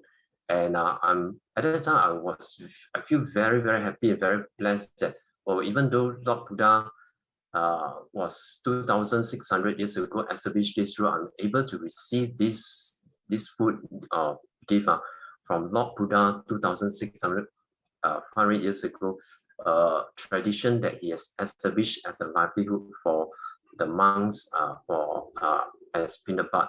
So I'm very grateful that Prajan, you have lived the legacy of the Lord Buddha on carrying out his legacy of Pindapat.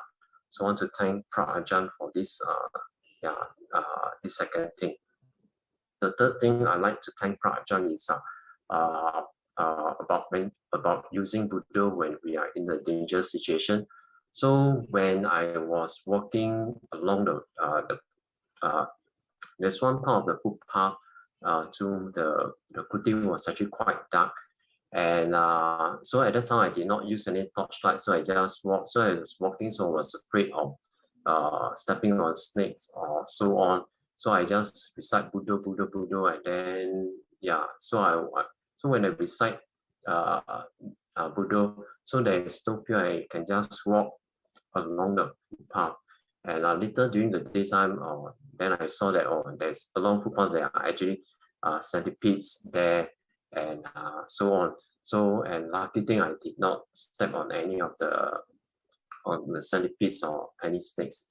Even though one of the retreatants mentioned that he actually seen snakes around the area there. So I want to thank Ajaan for teaching us of reciting Buddha when we are in a dangerous situation. Yeah. Thank you, Ajaan. Okay. So you find your stay there beneficial to you?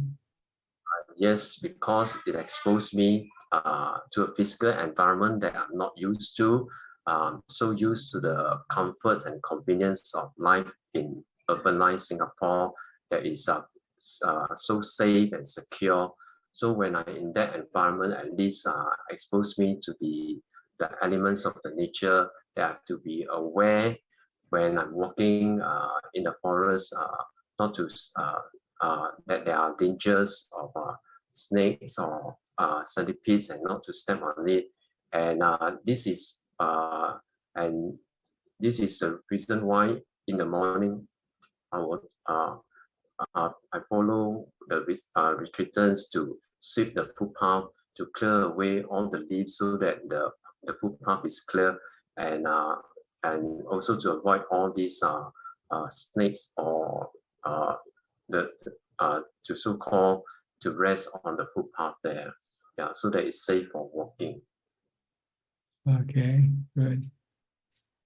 I think the important thing is that after after the one meal, then there was so much time from 9:30 a.m. onwards until the evening chanting. So then there's a lot of time free for doing meditation, which is I think it's a plus point. Yes, eating can take away your meditation time. Before eating, you will be worrying about what am I going to eat, and then you have to spend time eating, and then after you eat, you feel sleepy, you don't want to do any work or meditation. But you lose a lot of time by eating too many times a day. Eating once a day is sufficient for the body. But now back home, I may not be able to practice one meal a day because I have to cook for my family. So I may try to practice having 2 meals, breakfast and lunch, and try to forgo my dinner. Yeah. Why don't you try continue on with one meal? Because I have to cook for my family. So well, cooking is not eating. You can cook for them. You know, like you work in a restaurant, you cook for the customers, but you don't eat with the customers, do you? Okay, I tried that. Yeah, I will see how it works out. Yeah. It's your defilement, your kilesa still wants to eat. That's why. Yeah, maybe. If you use common sense, is that if I could eat once a day at Wat Yan, why can I eat once a day at my home now? It's just right. Try it. Try to convince yourself. It is beneficial for you both mentally and physically. Physically, you only eat once a day. Yeah, I will see how it works out. Okay, good. Thank you, Prajan. All right. Go to Sulan. Sulan, this time you come in quite early. Oh, hello, Ajahn. Nice to see you. So how are you? Good? Yeah, I'm good. Good. Yeah. Have you been to any temples lately? Oh, not really. Lately, haven't been going to temples. Mm. Yeah. So have you done any meditation also? Oh, lately not been practicing. Not at all. Huh? Yeah. So I want to get some motivation by joining the Zoom session. You've been joining for a long time now. If you should get any motivation, you should have got it a long time ago. Need to renew every week.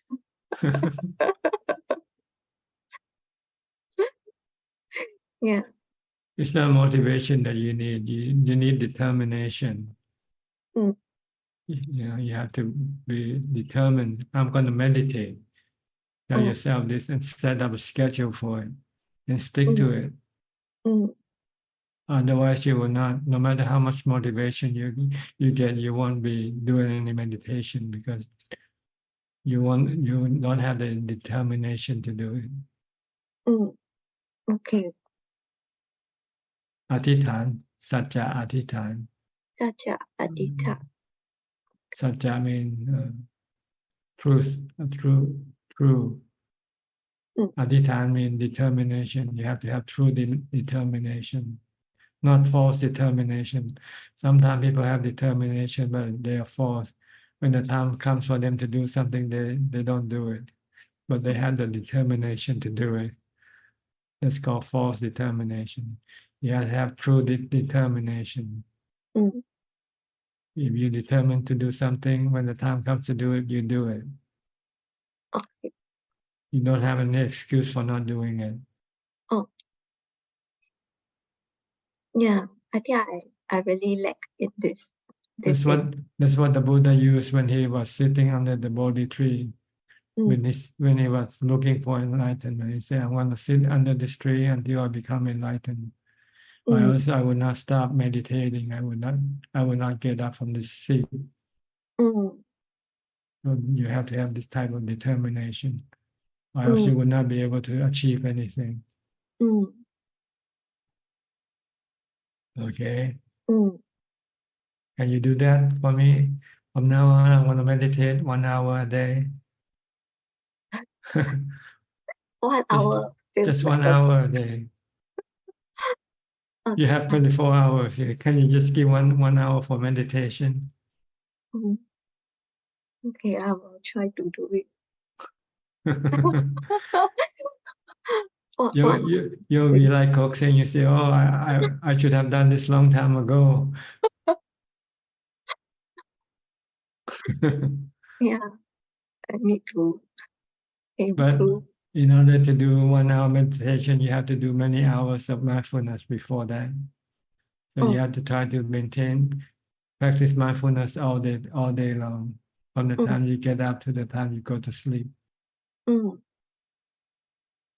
Okay? If you can do this, then you can meditate when the time comes for you to meditate. It's because of laziness, right? That we don't have the determination, Lack of interest, maybe. lack of interest. You're more interested in some other things, like shopping, eating, and watching movies.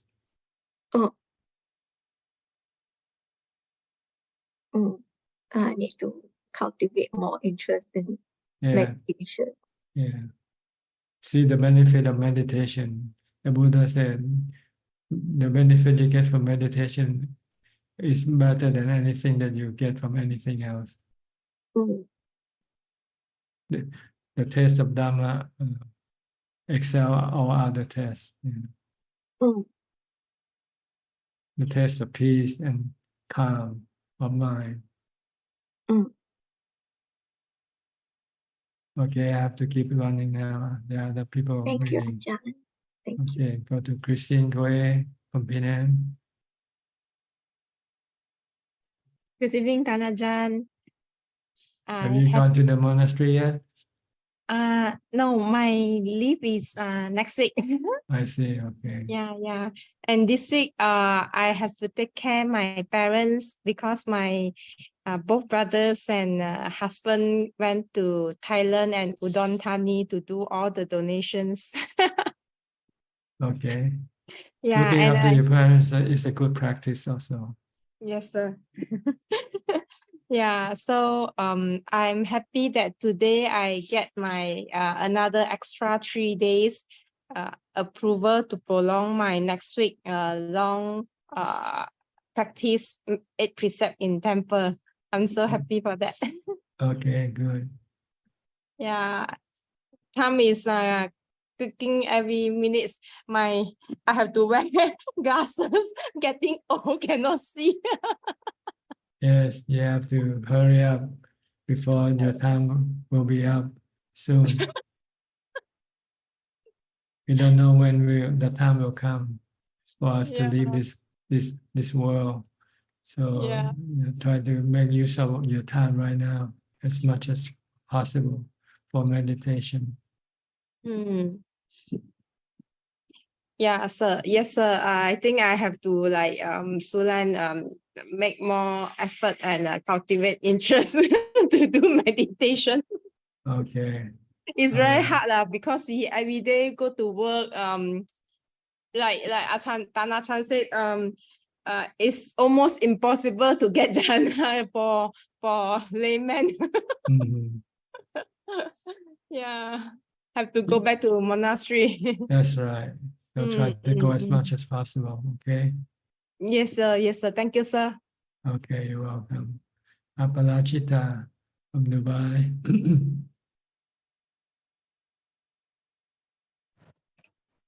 Good evening, Prajan. Good evening to you. Are you teaching today?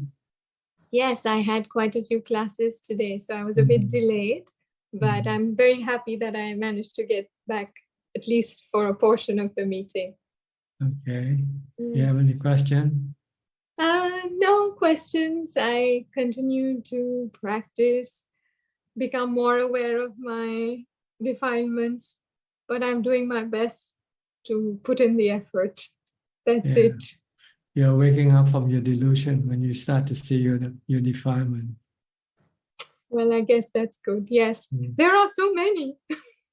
The more mindfulness you have, the more you'll see the more of your defilement. Yes. So try to practice mindfulness as much as possible.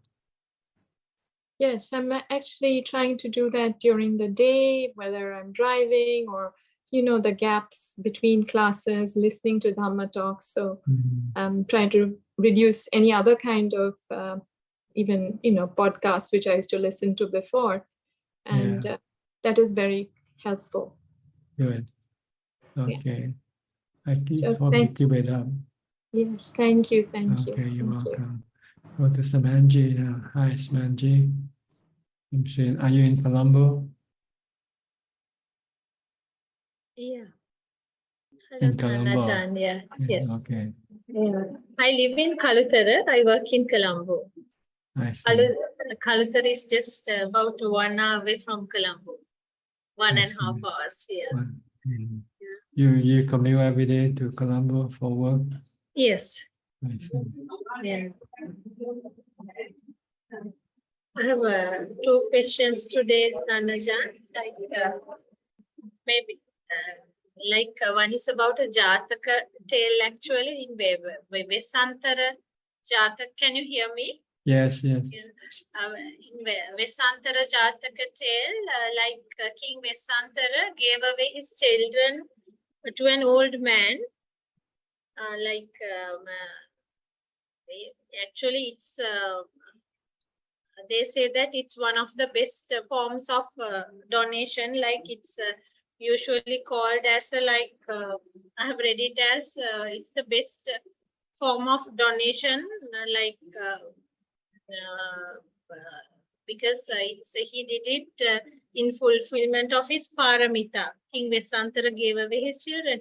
But in today's context, I'm always wondering, no parent has such a right to give away his or her child. If a parent does such a thing, it would be a violation of child's rights, and it's a punishable offense. But in that, according to this Jataka tale, King Vesantara, despite his children's dislike, he just gave away his children. How would you justify that? What happened in that Jataka tale? Can a parent give a child to another like that in fulfillment of his paramita? It is a different time, different situation. So you cannot compare that time with these times. And I think that the intention of the Vesantara was to fulfill his perfection, his parami. Yeah. So he was willing to give everything, even his life. So that is acceptable during Well, if you want to become a Buddha, that's what a Buddha a future Buddha would do. Be able to let go of everything, every form of attachment. Okay. Okay, thank you. So we cannot apply that on to normal people like us.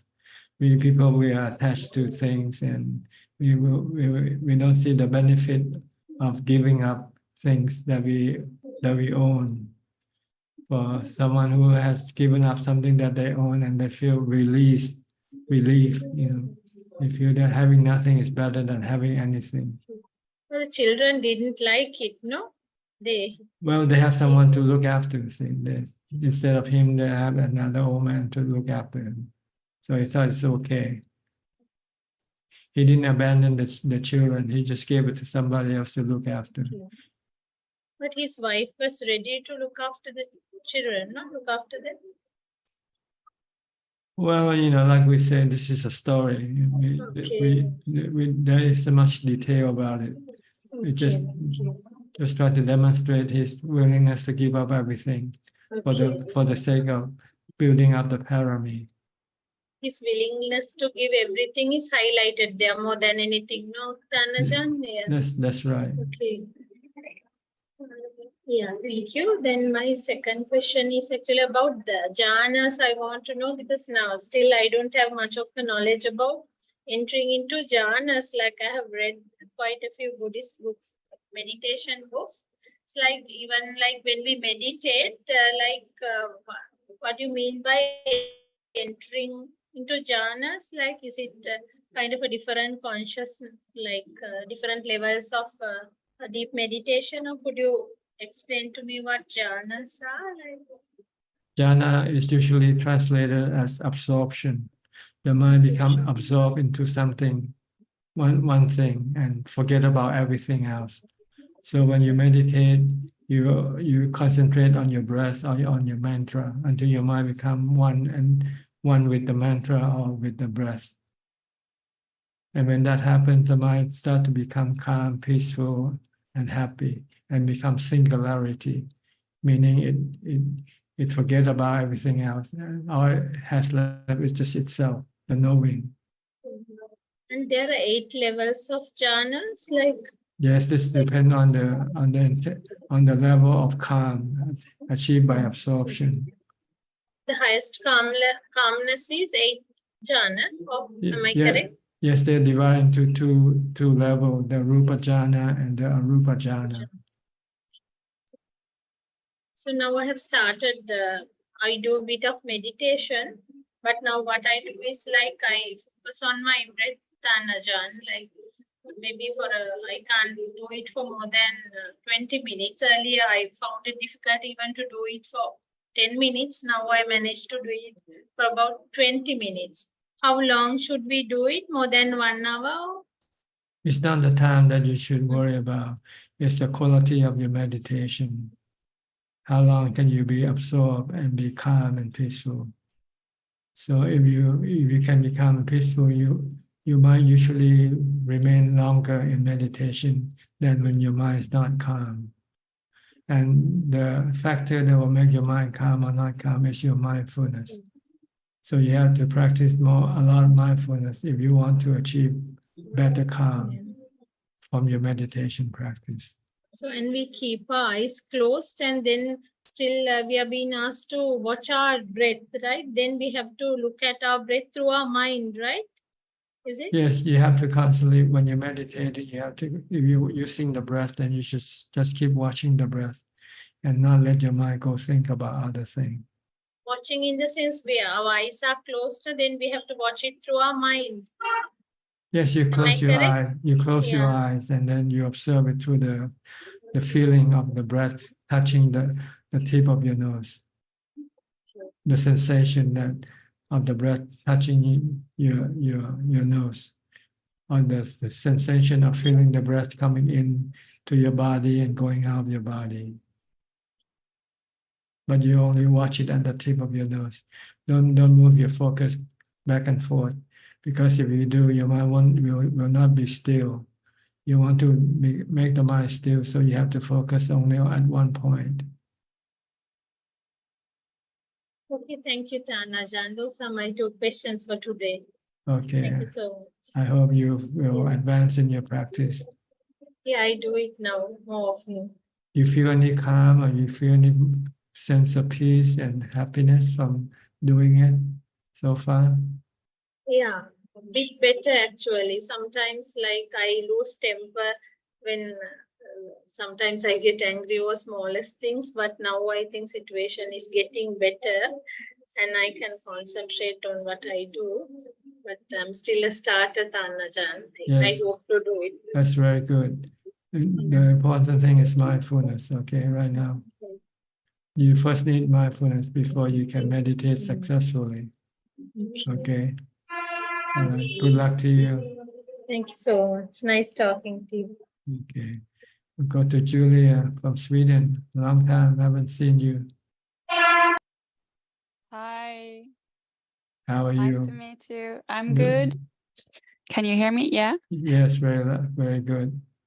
I have been to Vatmeta in California for 2 weeks, and now I'm back for 1 week. So that's why I'm here again. I'd like to have more contact with the Dhamma. I haven't really. Perhaps if you give me a few more minutes, I can come up with a question. Yes, go ahead. I'm gonna look through my question sheet, but perhaps if there can be someone else in between, then Okay, I'll be I'll go better to someone prepared. else and then I'll come back to you later, okay? Okay, thank you. All right, we'll go to Juan. Any question from email or Facebook or YouTube? Good evening, ครับ หลวงพ่อ we have there are 4 questions from Facebook.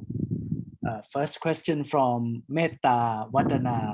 ท่านอาจารย์ when the mind completely becomes one with the breath and you can't tell if you are breathing through the nose or the entire body, what should one do next?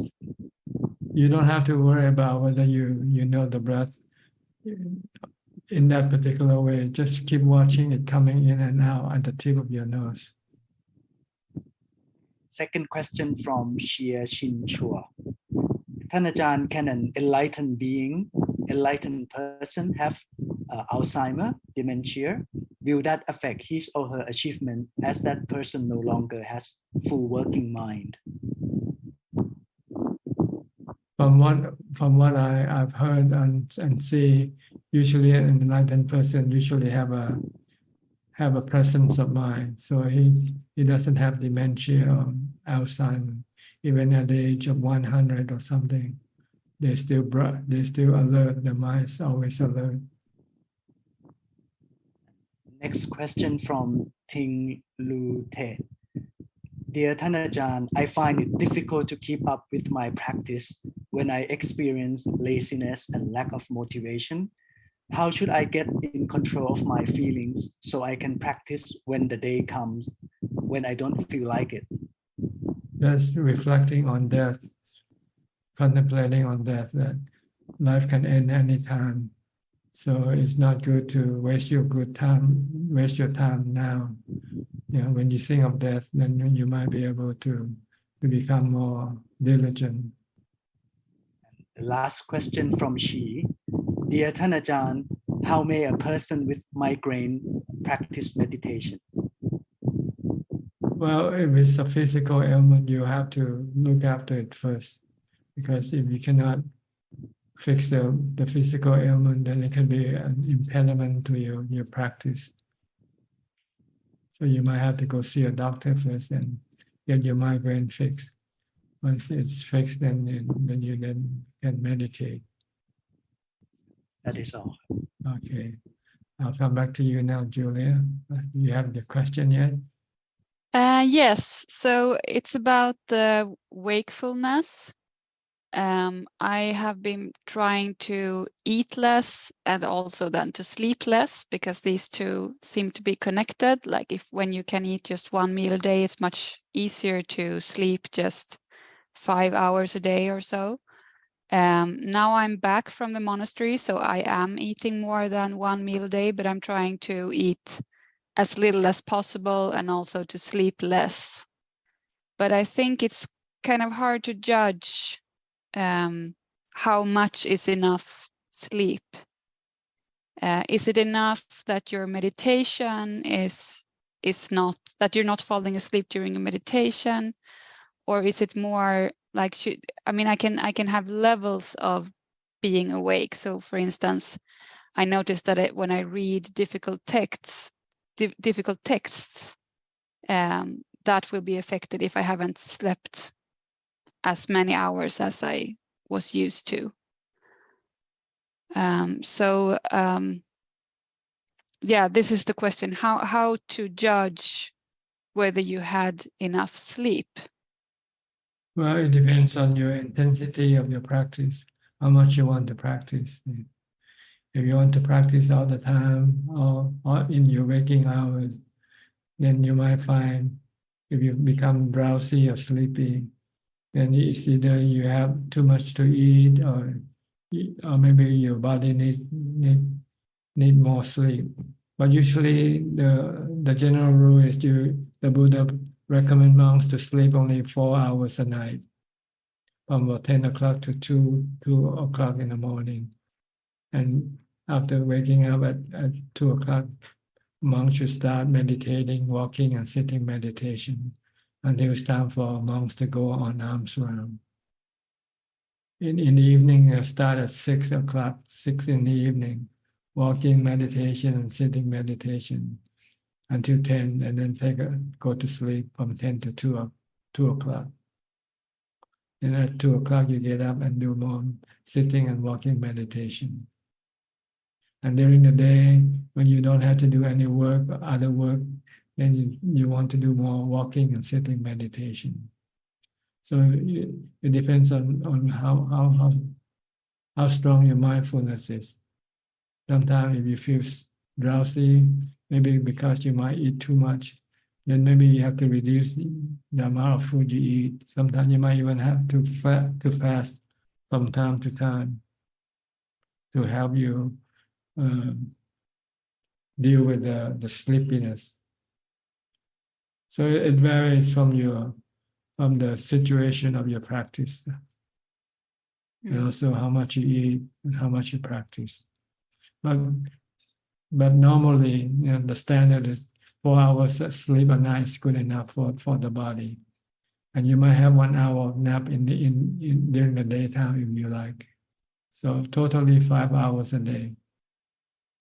Yeah. So okay, but you're pointing to the needs of the body. So you would say that as long as we have the needs of the body filled, then it's fine to not sleep a lot. But I'm finding that when I don't sleep much, for instance, my mindfulness is affected. So I tend to have better mindfulness with small things when I had more sleep.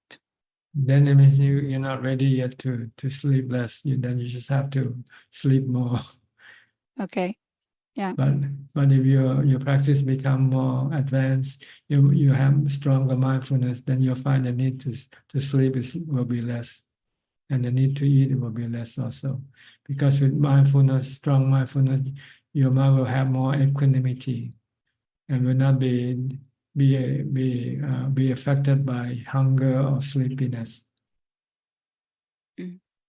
So this varies from your practice. When you start, you might have to eat more and sleep more. But as you advance in your practice, you'll find that you can eat less and sleep less. So you have to find the point where you are now and go from there. I see. I had a different question as well. So this is about, because we have been talking about the different rules of the 8 precepts. But I think that there are also perhaps some of the rules that are actually meant for monks, to be training rules for monks, that can be useful for lay people. Yes, they can.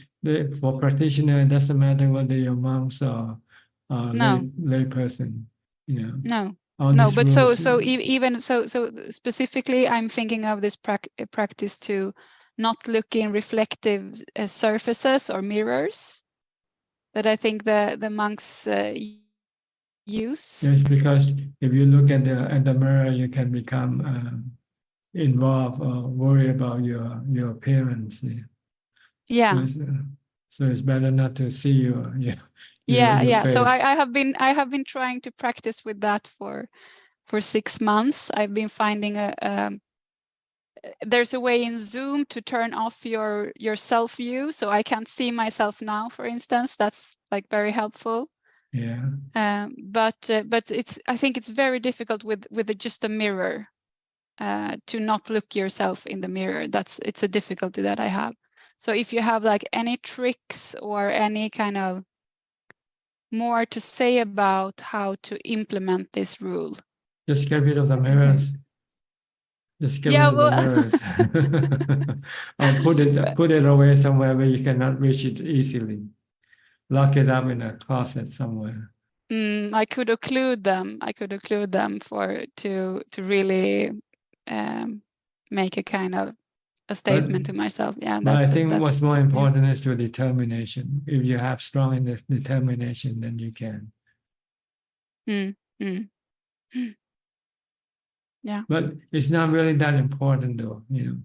sometimes you might have to look at the mirror also, see how whether your face is clean or not, or something like that. Yeah, that's the main reason, to look in a socially acceptable way when you go out to, I don't know, shop food or whatever. I mean, that's one of the main reasons. As long as you're not so enamored with the beauty of the face, just to make it acceptable or presentable to people, that's good enough. Yeah. Okay, that's what I had. Or every time you look in the mirror, imagine your face when you become older also. To counter that's also. This can counter your defilement by trying to make your face look beautiful. And you see, imagine when you're 70-year-old or 80-year-old, how would your face look like? Yeah. There was. I used to have access to an app where you could take your face and you made it older. But now I can't remember the name of it. So if anyone has the name of such an app, please put it in the chat. I'd be interested. Okay. Thank you. All right. I think that's about all we have the time for today. Thank you for coming in and participate in this conversation. I hope this meeting is beneficial to you all and help you advance in your practice. In the meantime, please stay mindful, stay safe, and keep on practicing. And if all goes well, I'll see you all at the same time next week. Thank you and goodbye. Thank you so much. Take care, everyone. Thank you, Ajaan. Thank you, admin. Thank you. Bye, admin. Bye.บ๊ายบาย คุณพี่แอดมินทุกคนนะครับ สวัสดีค่ะอนุโมทนาค่ะน้องบี ครับ อนุโมทนาค่ะไปแล้วสักครู่นะครับ